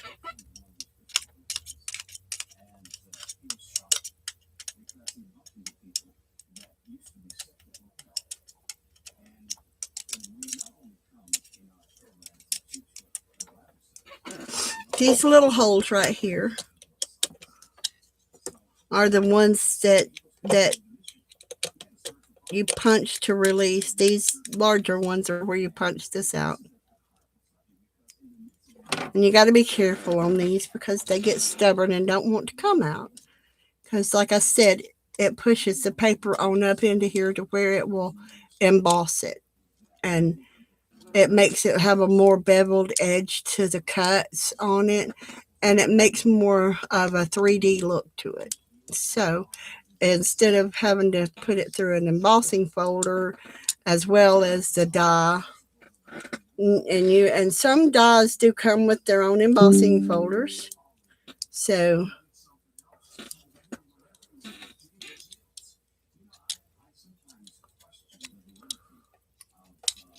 and this is where I'm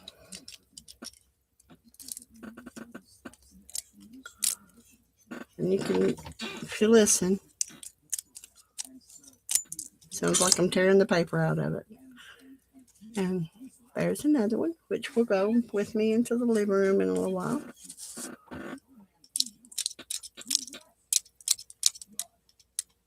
And I have to poke these out because I have to run it back through again. What does that give me? 1, 2, 3, 4. That's 4 cards of the white so far. So I know Beth and Nettie, they both want one of my cards with my recipe in it. And like I said, if anybody else wants one and they're on Facebook, just send me a message to Teresa Trot Church on Facebook. That's me. And I will be sure to send you a card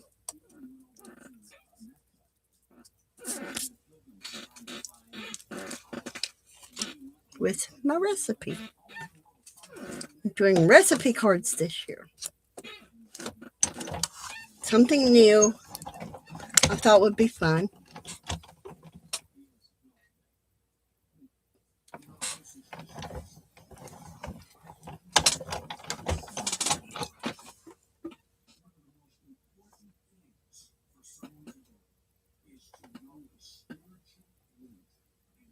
Yeah, see, that's what it does to me, and it's been doing it to me for years. And another thing that gets me is, on the recipe for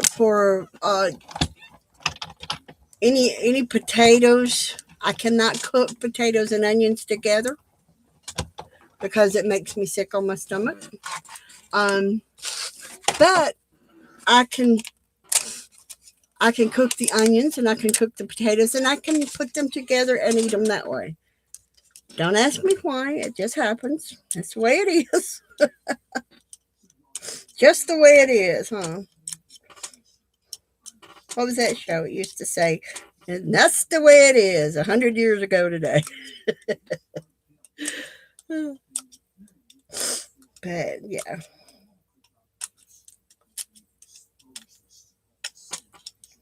But I actually have a felting pad that's one of the foam, the white foam felting pads. Oh, turkey in the oven. Sounds good. No turkey here. Turkey's just too much for two people, so I haven't fixed a turkey in a while. We had talked about going to my daughter's for Christmas and be with them, so that because our youngest great granddaughter, her birthday is the day after Christmas, so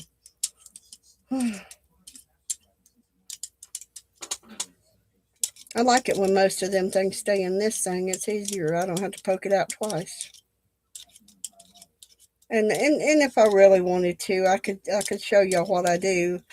Um, you can use a dryer sheet, and it doesn't matter if it's been used or not to do this with, and it'll pull most of these little bits and pieces out for you. But I haven't found anything but a dryer sheet that'll do it. Okay, so there's that. Next, like I said, this is supposed to be a 60-pound cardstock, but it doesn't feel much like a 60-pound. It feels a lot lighter than a 60-pound. So how many do you think I'll need? Okay, because I've got 4, and there's 1, 2, 3, 4. I don't like that sound. I don't know if y'all can hear it or not, but there's a siren. Okay, there's 4 here, next 4. Okay, 6 of these should do it.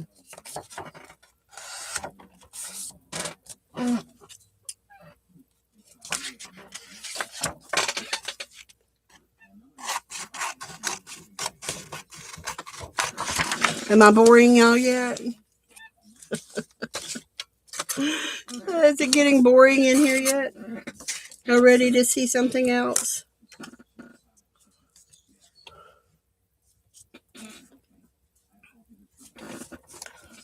And like I said, I don't really like using that thread that I used, the silk thread. I'm not really crazy about using it on my ornaments. I really rather use Fireline. But I didn't. So and I gotta find some gold beads for my red one, and see, I gave away my red one, my red and gold one, to someone that really wanted one. I should have known better because they really didn't appreciate it. They wanted it so bad, but didn't even say thank you. I don't care if they posted it. They could have let me know they got it.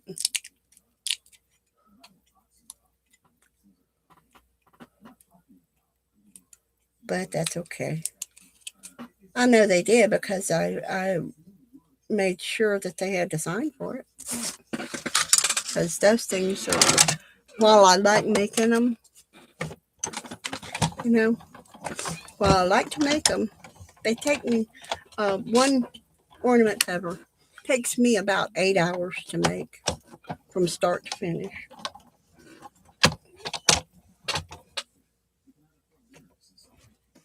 There is.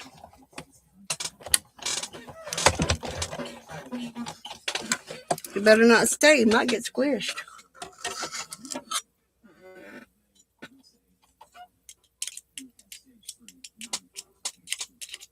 If you're wondering, I'm running back through because I wanted it to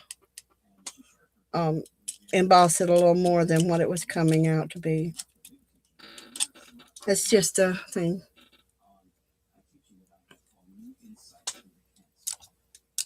Yeah, see, this light up here is pretty bright, so it attracts all kind of little bugs. I need me a bug light for in here. I guarantee it'd be zapping and zapping. So So, come on, come out, wherever you are, come out. See, and if this would have been a thicker cardstock like I thought it was, this would be much easier to pull out. It would not try to tear, but it tries to tear when I pull these out. I'm not real crazy about that. So this is a cardstock I will not buy again because I don't really like it. They used to have much better cardstock. Yeah.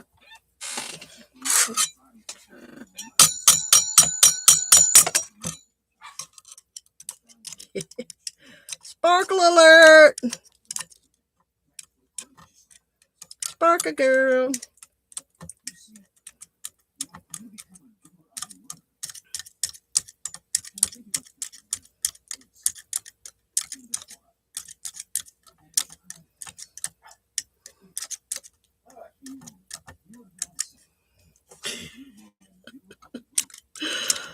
Rick's in there.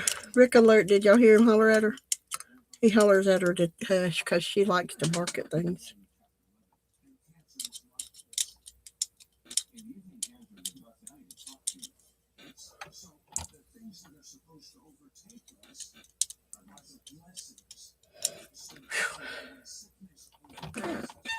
Now that's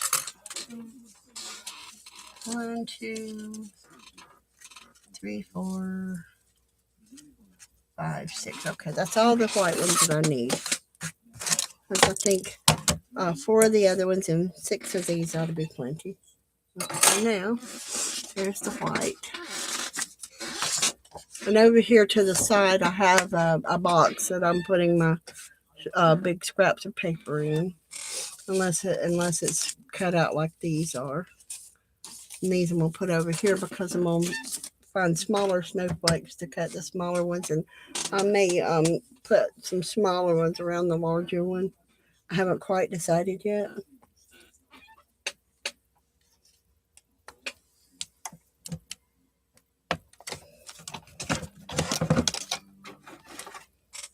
Well, he ain't there no more. He left it. Beth, he deserted me. Okay, now that was my green. Now let's take this one.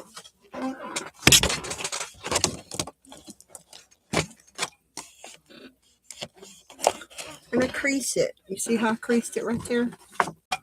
And I'm going to cut it right down beside that crease.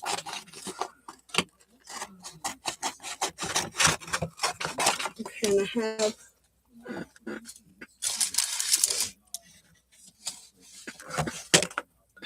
I have what, 2 green ones? Yes, I have 2 green ones. So now I will do 2 red ones. Or 3, I don't know.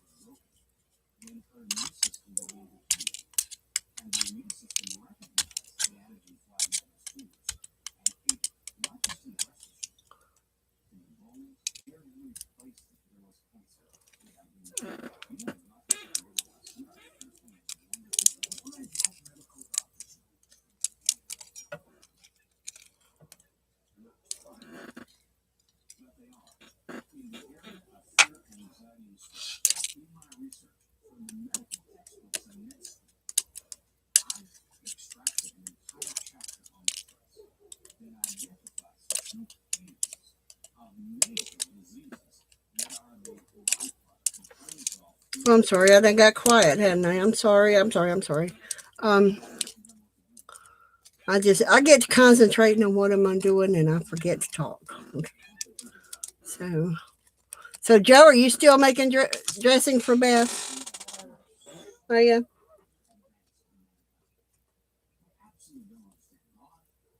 Are you still behaving yourself?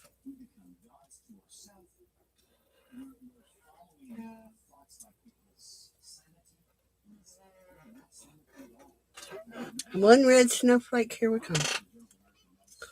Okay.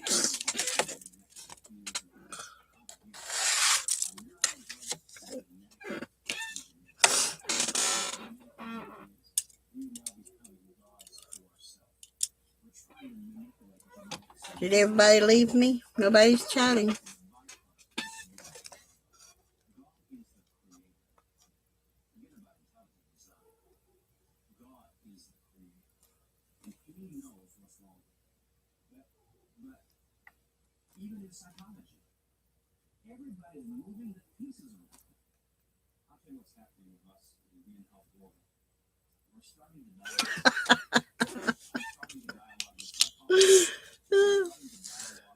Well,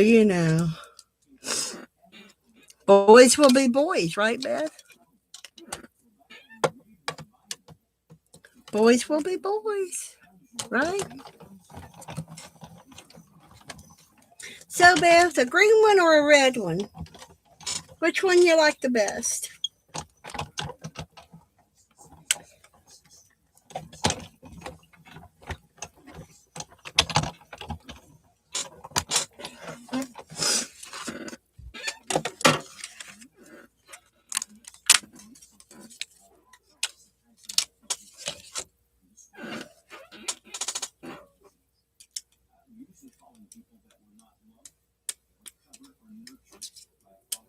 Green or red snowflake on top?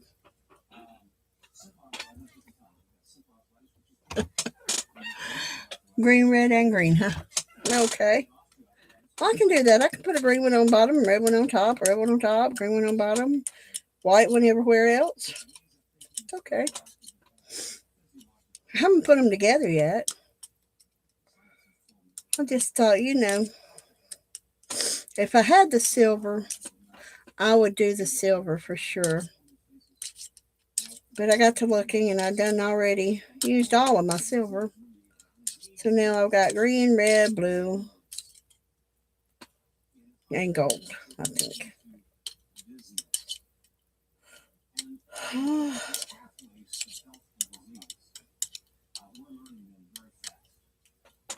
And I've got a thinner foil paper, but I thought I better not because these are kind of hard to get the patterns out of because of the fact that they are, I do want them embossed more than normal.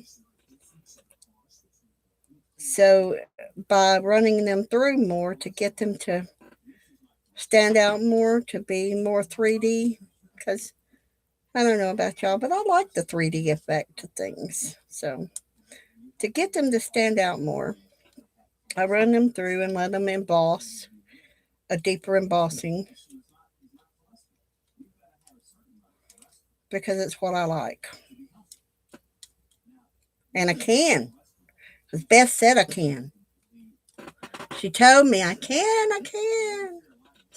So, Beth, are you going to stream tomorrow night? Did I hear you right? Say yes.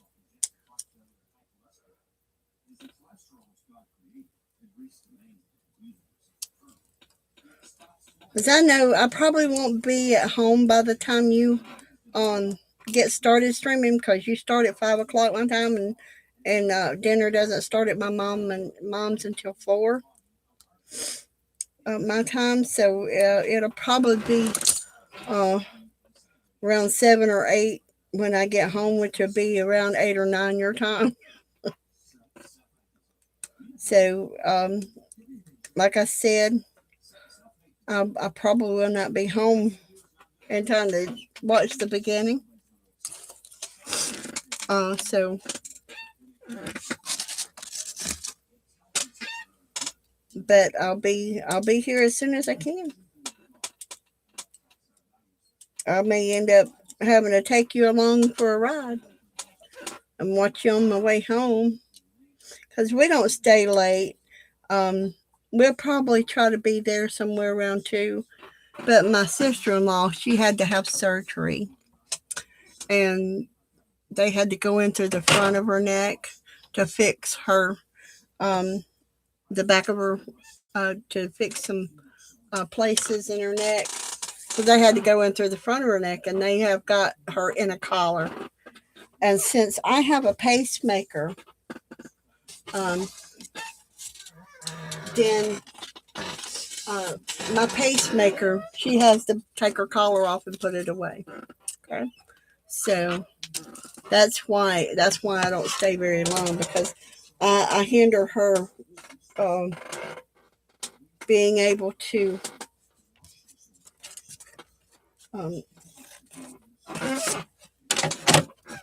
wear her collar, which is a growth collar. It helps her bones grow back together. It stimulates bone growth.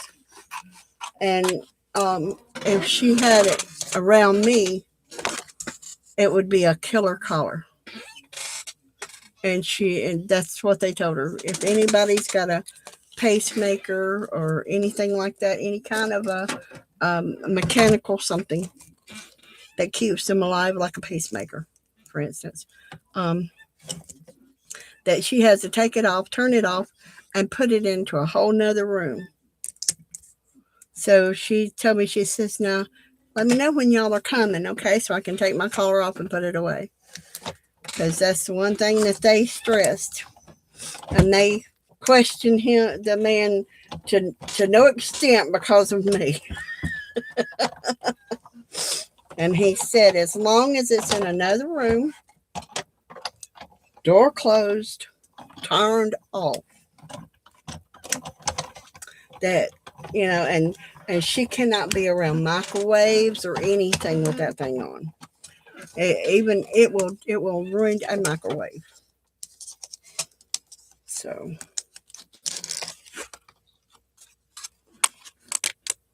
it's a magnetic collar, and it's an electronic magnetic collar of some sort. I've never even heard of it myself, but you know, she was telling me about it today. My brother had told me about it and said they had called the doctor that had did her surgery, because they wanted to make sure that he had actually called and got that and had ordered it, because they sometimes they try to get you to buy stuff that you don't need, right? So they're like I am, they're safe.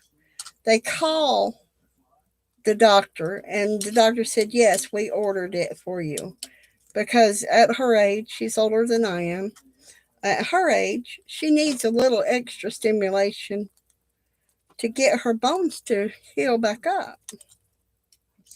And she had some bad disc in her neck, but they had to move her vocal cords and everything to get to them, and they had to replace them. And I'd never heard of them going through the front, through your throat, to do anything like that. And that's the truth. I'd never heard of that before. And how about a blue one? That's a pretty blue. It's like a sapphire blue, Beth. I don't know if you can tell that or not, but it's like a sapphire blue. So this is a pretty blue too. So I'm going to make a couple of these.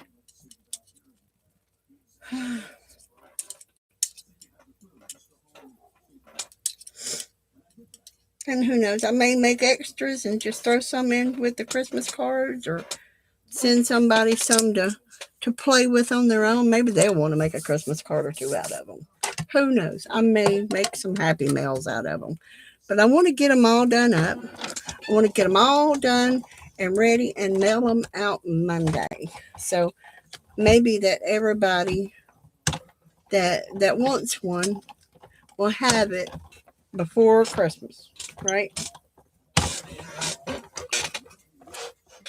Yes, I'm always totally amazed with the mechanical stuff that they've got, that they put in people's throats and in their bodies and everything. I mean, when I first got my pacemaker, I couldn't even go through the doors at Walmart without setting the doors off. Now, and they wanted to search me. They wanted whatever it was that I had on me back. I told him, I said, I'm sorry, you're not getting it. It's not yours. And my sister worked at the Walmart where they stopped me and told me I wasn't going nowhere until they searched me, because they had already checked my purse. They had already checked everything but me. And I kept telling them, it's just, it's the way it is. It's my pacemaker, honey. It's not. It, your doors are turned up too high for people with pacemakers to walk through them. So they called my sister, because she had been working there for several years by then. And they called my sister and asked her if I was any kin to her, if she knew me. And she told them, says, yes, that's my baby sister. So she had to stand up for me and everything to get them to understand, even though I showed them my scar where my pacemaker is, okay? They didn't believe me. And so I told them, I said, you can. I said, and you can go ahead and call the police. Have me arrested, whatever you want to do. But I'm going to tell you right now, when I'm arrested, I'm suing Walmart, because I ain't done nothing wrong. I pay for what I get. I am not a thief. And this is exactly what I told them. I said, I am not going to hell for nothing. And that's what exactly I told him. I said, there ain't nothing in this store worth me losing my soul over, okay? So I am not doing it. So, okay, so I've got 2 blue ones, 2 red ones, and 2 green ones, okay? Each one will be put on a white one, on a card that I will be embossing. So, what I want to do is I need to make me some card bases. Do y'all know how to make card bases? Well, you're fixing to see me do it if you're staying here. And it's okay. I just decided to come on. I told some people that if they wanted to see me, I would do it. I would do some, but I didn't like the colors that I have, so I'm going to back to get me some gold. I'm going to find me some gold and everything. Okay, so my card base. I need 6 of them right now.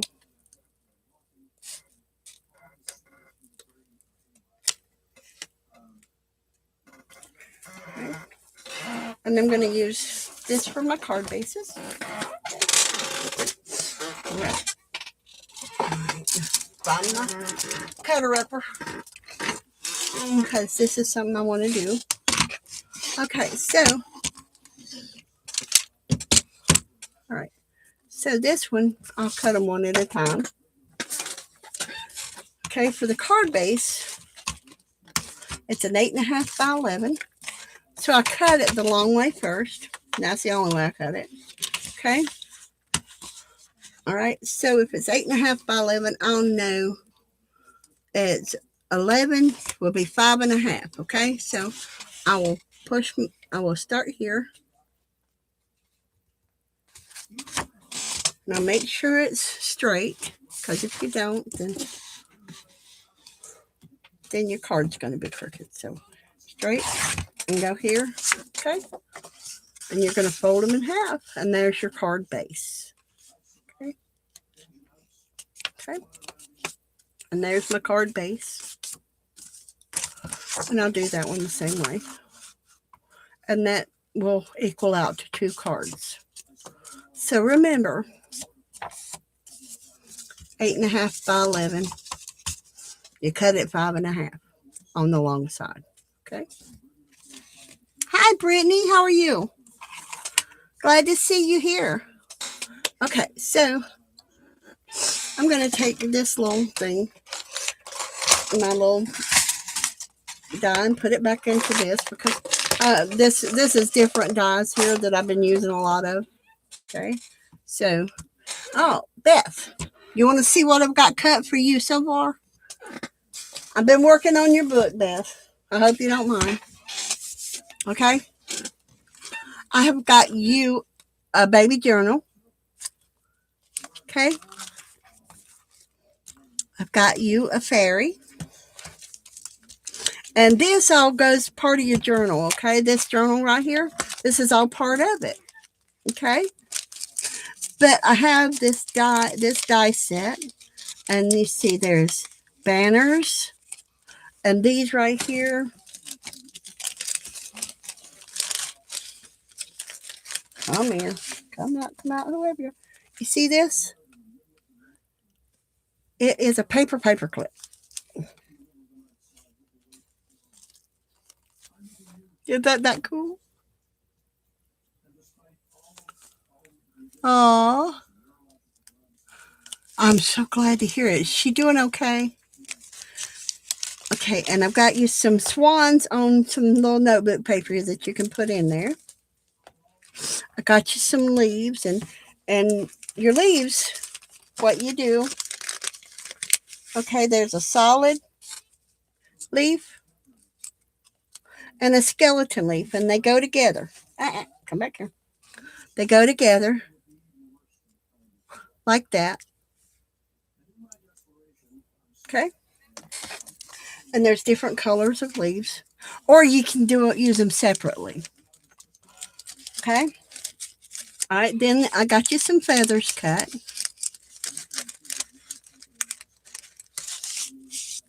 See, I got you a pink one, and I got you a white one, and I got you a yellow one. Okay.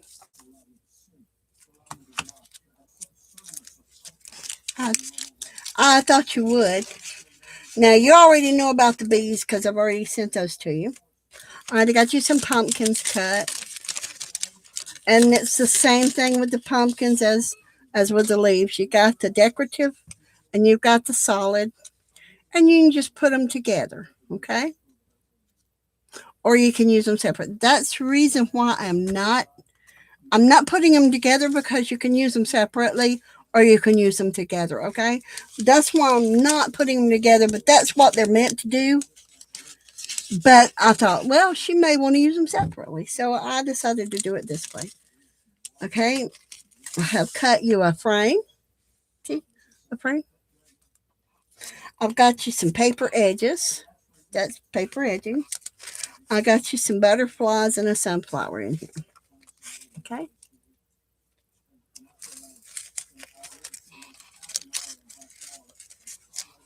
I'm working little by little as I'm working on some things that I work on for me. I'll put you a few things in here. Right? All right. Then I've got you some little girls here and some little umbrella people. Okay. I've got you the umbrella girl with her kitty cat.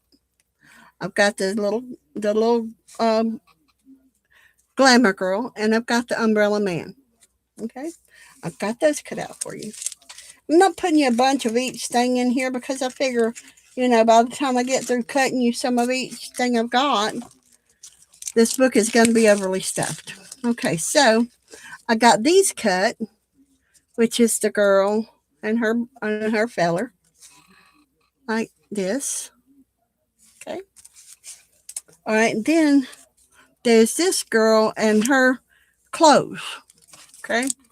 And you can see that a little bit closer up. I'm just putting things out just a little bit. And you said you wanted to see the book. Now, I'm going to let you decorate your book the way you want it on the outside. And that way, when you get things like This is another bookmark. This is musical notes right here. I cut you out a couple of musical notes, with the music and some more butterflies.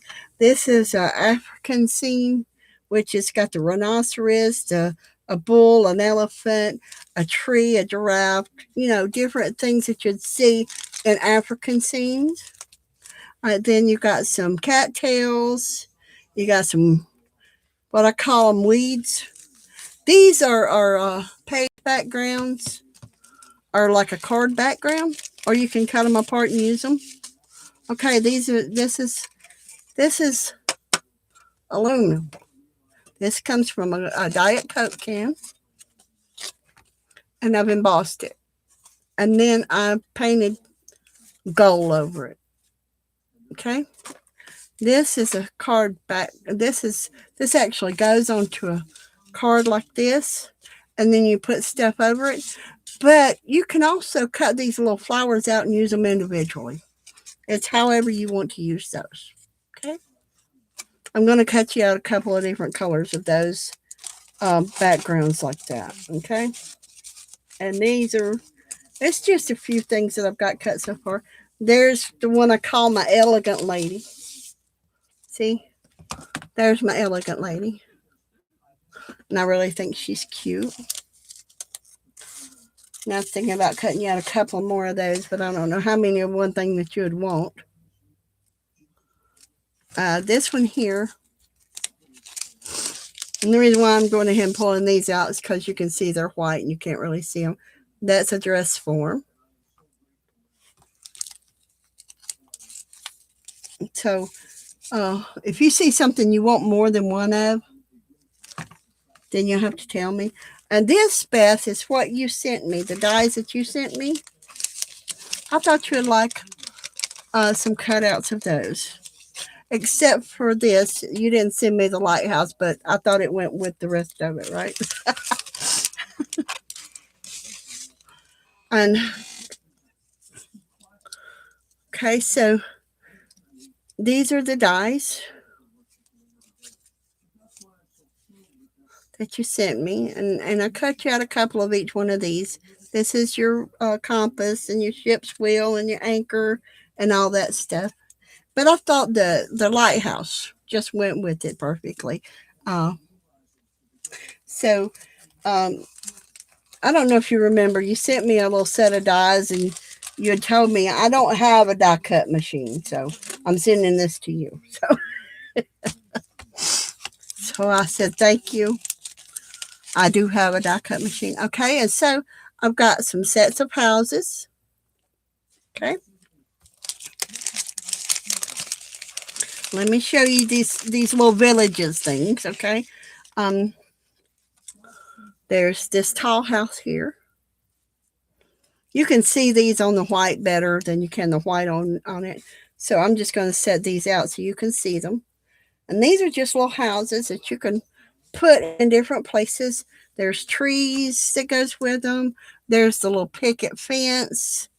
And this is like, you may want to put on a night scene type of thing. I took, them little cards you get in the mail, with advertisement cards. They're kind of slick and all that. And that's what this was. It was an advertisement card. And I just thought it was cute. It was advertising cigarettes. You can't tell that. But I thought the colors in it was pretty. And you can't tell it was advertising cigarettes. Because when you cut it out, the advertisement went away. So, and seeing that my husband and I both used to smoke, we still get advertisements once in a while for cigarettes. And I use them for goodies. Okay, so here are these. And I thought you'd see these, and I thought you could use some little lampposts and trees and houses, make you a village. It takes a village, right? Okay, so, and then there's a camera, and a suitcase. And then here's different kinds of cars in this one. Okay. Okay. I'm even sending one that Joe can build. Okay. There's an airplane. That's not a car, but this is different kinds of vehicles. There's a steamship, an airplane, and a buggy, and a Volkswagen. And then pretty much it's about the same thing. Okay. Just different kinds of cars and stuff. Different colors, different kinds. And mostly what I did, if you can't tell, is whenever I make something out of a larger piece, like these snowflakes, and I have the smaller pieces, I take my smaller dies and cut them out. So they're going to be all colors. And like I said, on the Band-Aids, did I show you the Band-Aids? Does that not look like a Band-Aid? Well, I cut it out of a brown paper bag. Okay. Okay.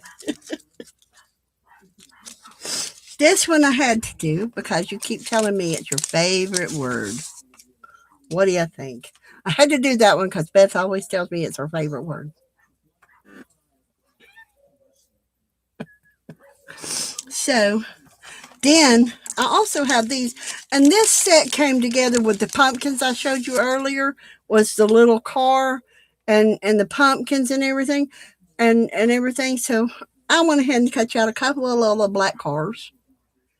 But it also over here matches the little car right here that come in a whole different set. And I thought, well, she might want to put some little cars around the big car. Who knows? And let me pull this out because it's white. I'm trying to pull out, and that's a truck.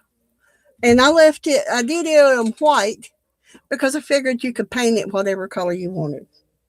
You could color it with your brushes, your watercolors, whatever color you wanted it for, okay?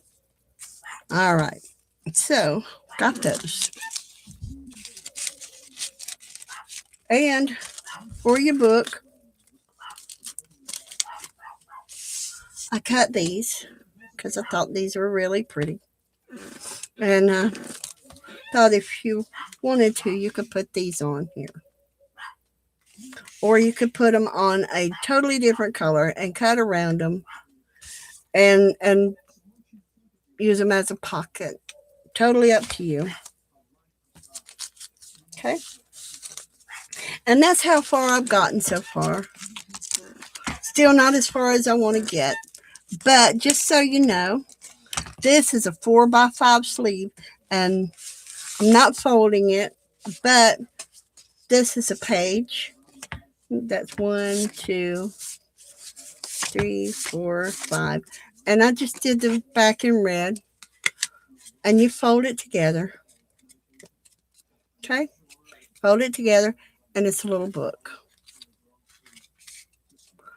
And you can decorate it however you want to.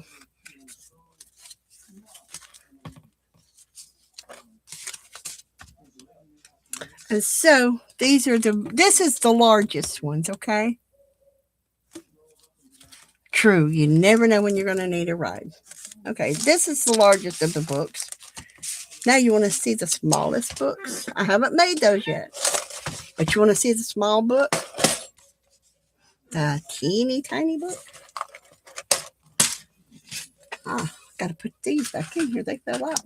There's your other ones. And your other picket fence that goes in there. But that'll go in there in a minute. Okay, so this is the dies for that book. But now,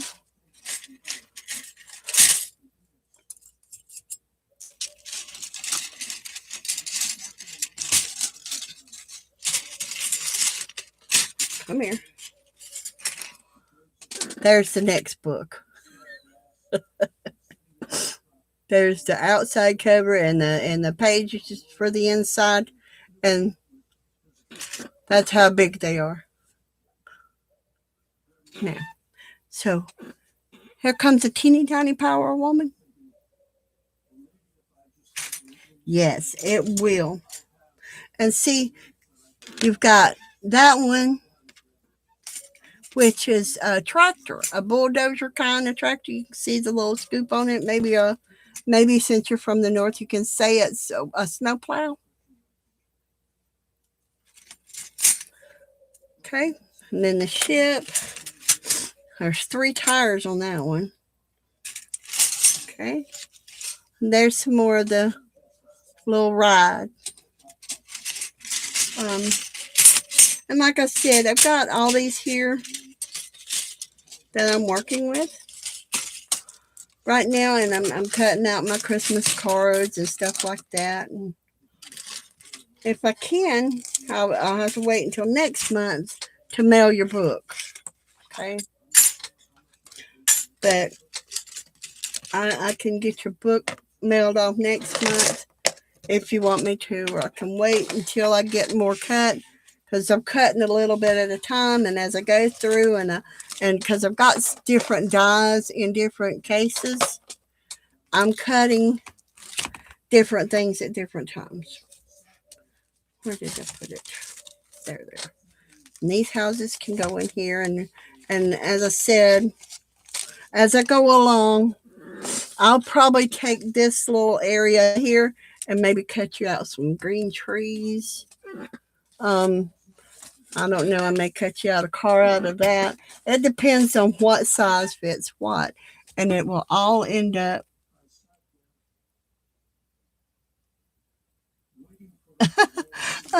It's fun. It's fun. Hi, Violet. Did I miss Violet? Oh my goodness, I'm so sorry. Oh, hi, Violet. I'm so glad you're here. So, did you get yours, Violet? Did you like them? Anyway, this is going to be Beth's book that I'm working on, because my Bethy does not have a die cut machine, and I still got to cut some more beads because she's probably running out of them by now.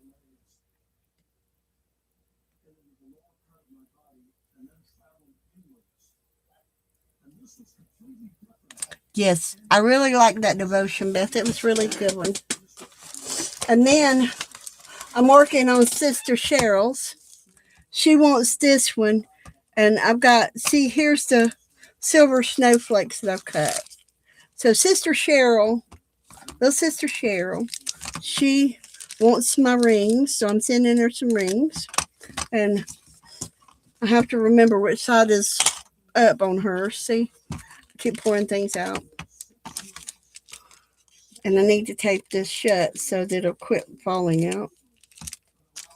So she wanted my amethyst rings and the one pink one I had. So I told her she could have them. I was going to just take the stones out of them and use them in my art anyway. I don't wear the rings. So she said she wanted them. And I've got a couple of stars, snowflakes. This silver one, like I said, this is the one I was going to put on the card, but I don't have any more of the silver. And so this was what it was going to be. But I don't have any more of the silver to do it with. So somebody will get a silver one. All right, so this one's going to be Cheryl's, and I'll be doing her a few of my die cuts that will go in her book, because I figure if I'm going to mail that book, she might as well have something in it. But what she wants to do is put her dies in that book.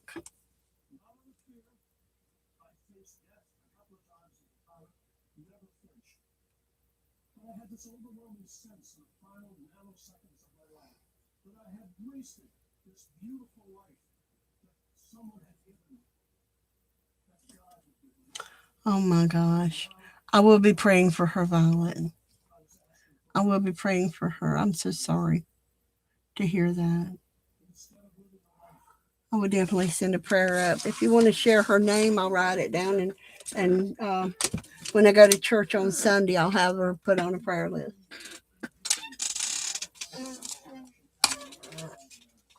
So anyway, this is where I've gotten to, y'all, and this is where I'll be going through all this stuff and getting things done. And so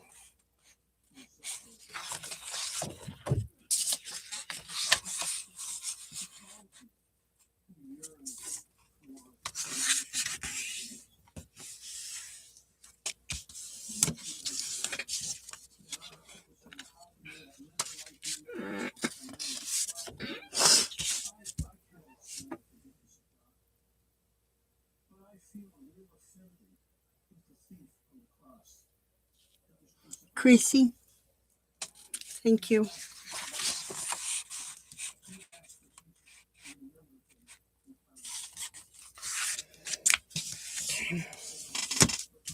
And we always have an extra breath for prayer, Violet.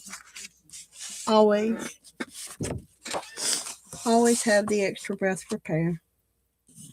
No doubt in my mind.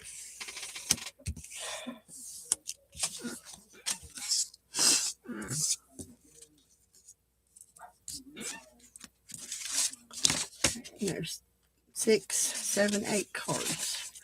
So I need one more card.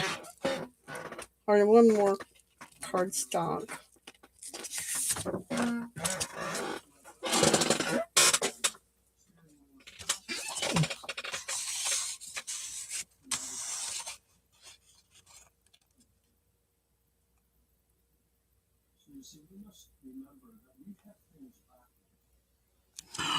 Oh my gosh, I will definitely do that, Violet. I will definitely go to your Facebook page and read about it. I will pray for her.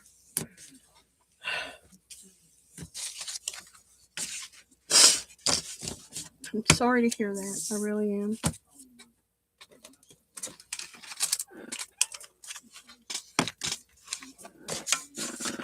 This time of the year, it's really tough. So I know that her husband's going through a hard time. I know that you are, and I apologize. That's about all.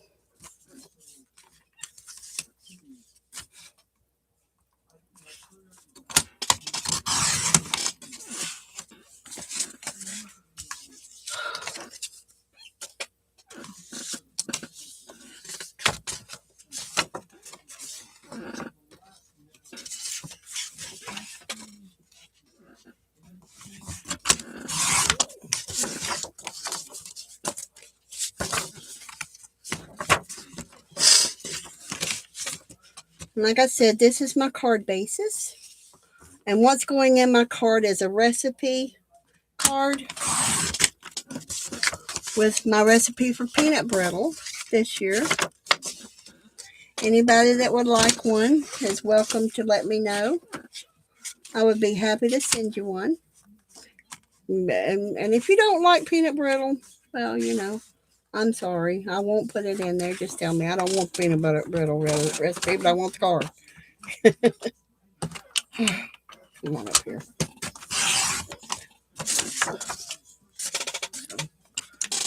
That.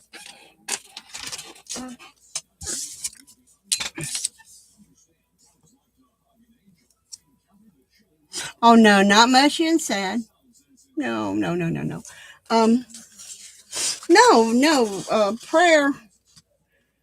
Prayer is not mushy and sad. It's lifting up and praying for fast healing, bringing her home and being with her family and being loved and cared for by her family. No sad mushy stuff. I just said I was sorry to hear that she was going through the trouble. That's what I'm sad about. Because I don't like to hear about people suffering, okay? It's hard because I want people to feel good. But I want them to stop suffering, and I'm going to pray for that, if that's okay.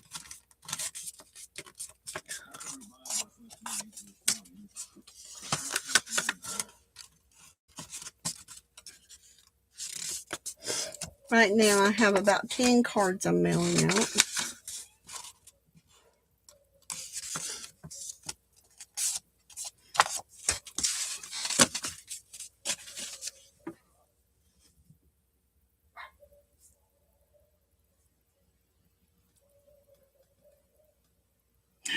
Yeah, get one of those things.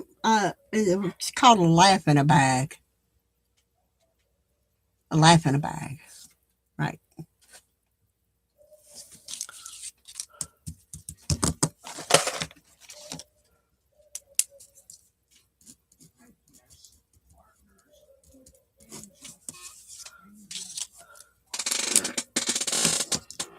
What do y'all want? What do you want? Come on over. Come here. You want to come say hey? Do you want to say hi? Do you want to say hi? Oh, do you want to say hi? Oh, do you? Come here. You got to come here. I can't get to you that far away.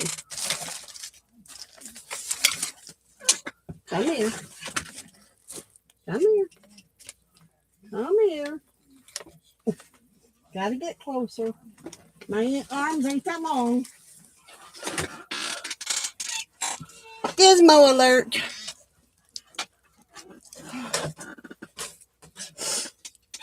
This is my little lifesaver, y'all. This is my Gizmo. He's over here whimpering at me because he's missing me. I'm usually sitting in there in my chair in the living room, and he sits there beside me. He's pure 4.5 pounds of pure cotton ball. See? 4.5 pounds of pure cotton ball. That's my Gizmo.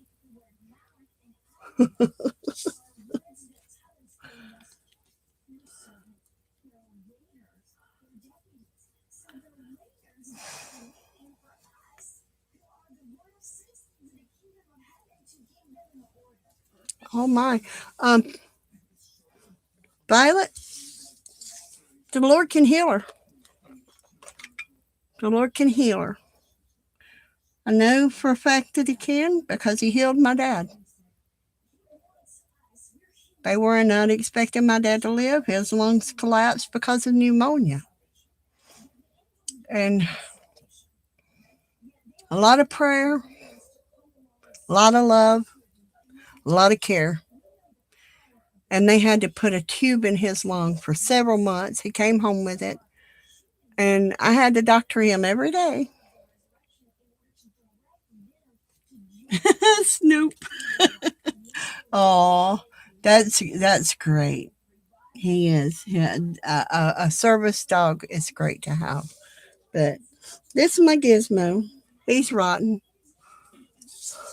He thinks he's supposed to be up here laying on me everywhere I am. He doesn't realize I can't craft with him laying here. Can you just see me crafting with him right here? This is where he thinks he's supposed to be.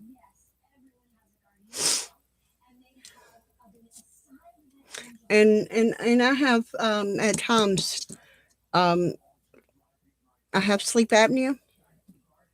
And at times he has come to me and he has licked me in my face until he's woke me up when I quit breathing. So I know I'm saving your life. I know it well. My husband at night, he has Sparkle. And she's a black and white Chihuahua. And she weighs about 8 pounds. She's only about as big as Gizmo, but Gizmo weighs 4.5. And so Gizmo's about 4.5 pounds, and she's about 8 pounds, but she's only as tall as Gizmo is. And Gizmo, he looks like he's about this big around during the summertime because I cut all this really thick hair off of him.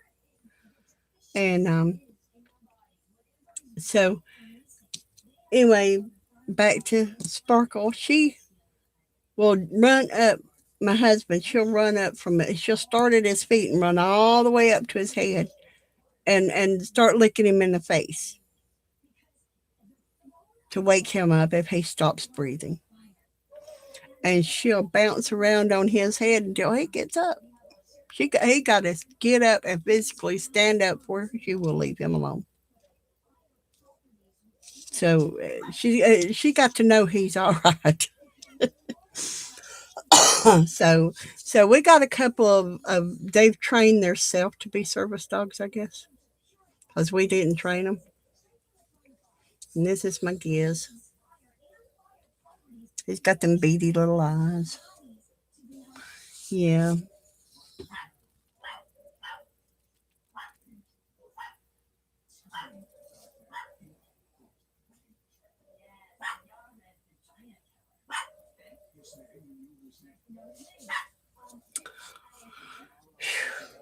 Well, we're going to be praying for her for her speedy recovery and the Lord to fully heal her. That's what we're going to be praying for. One way or another. We want the Lord to heal her. Exactly. We don't want her suffering. We want her healed. So, all right, y'all. I'm gonna let y'all go. I thank y'all all for being here. I do appreciate you all for being here. Um, and I'm gonna go now, and I've got a few more things to do. I'm gonna run these through my embossing folder that I'm gonna use, and then I'm gonna poke the holes out of these, and I'm gonna go in and I'm gonna glue these things down, and I'm gonna sit here and write out my recipe.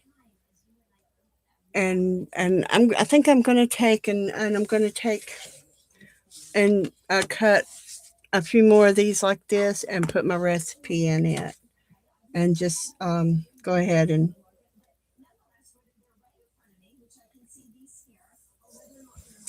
Violet says good night, Gizmo. Good night, Violet.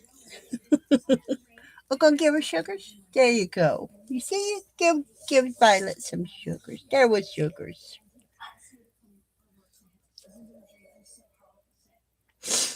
Yeah, just tell her to hush up. We don't want to hear it. So we don't want to hear you. Just talk. I'm going to do the talking. You know me. I can talk. Mm-hmm. So, all right, y'all. Thank y'all for being here. I appreciate it. Bye.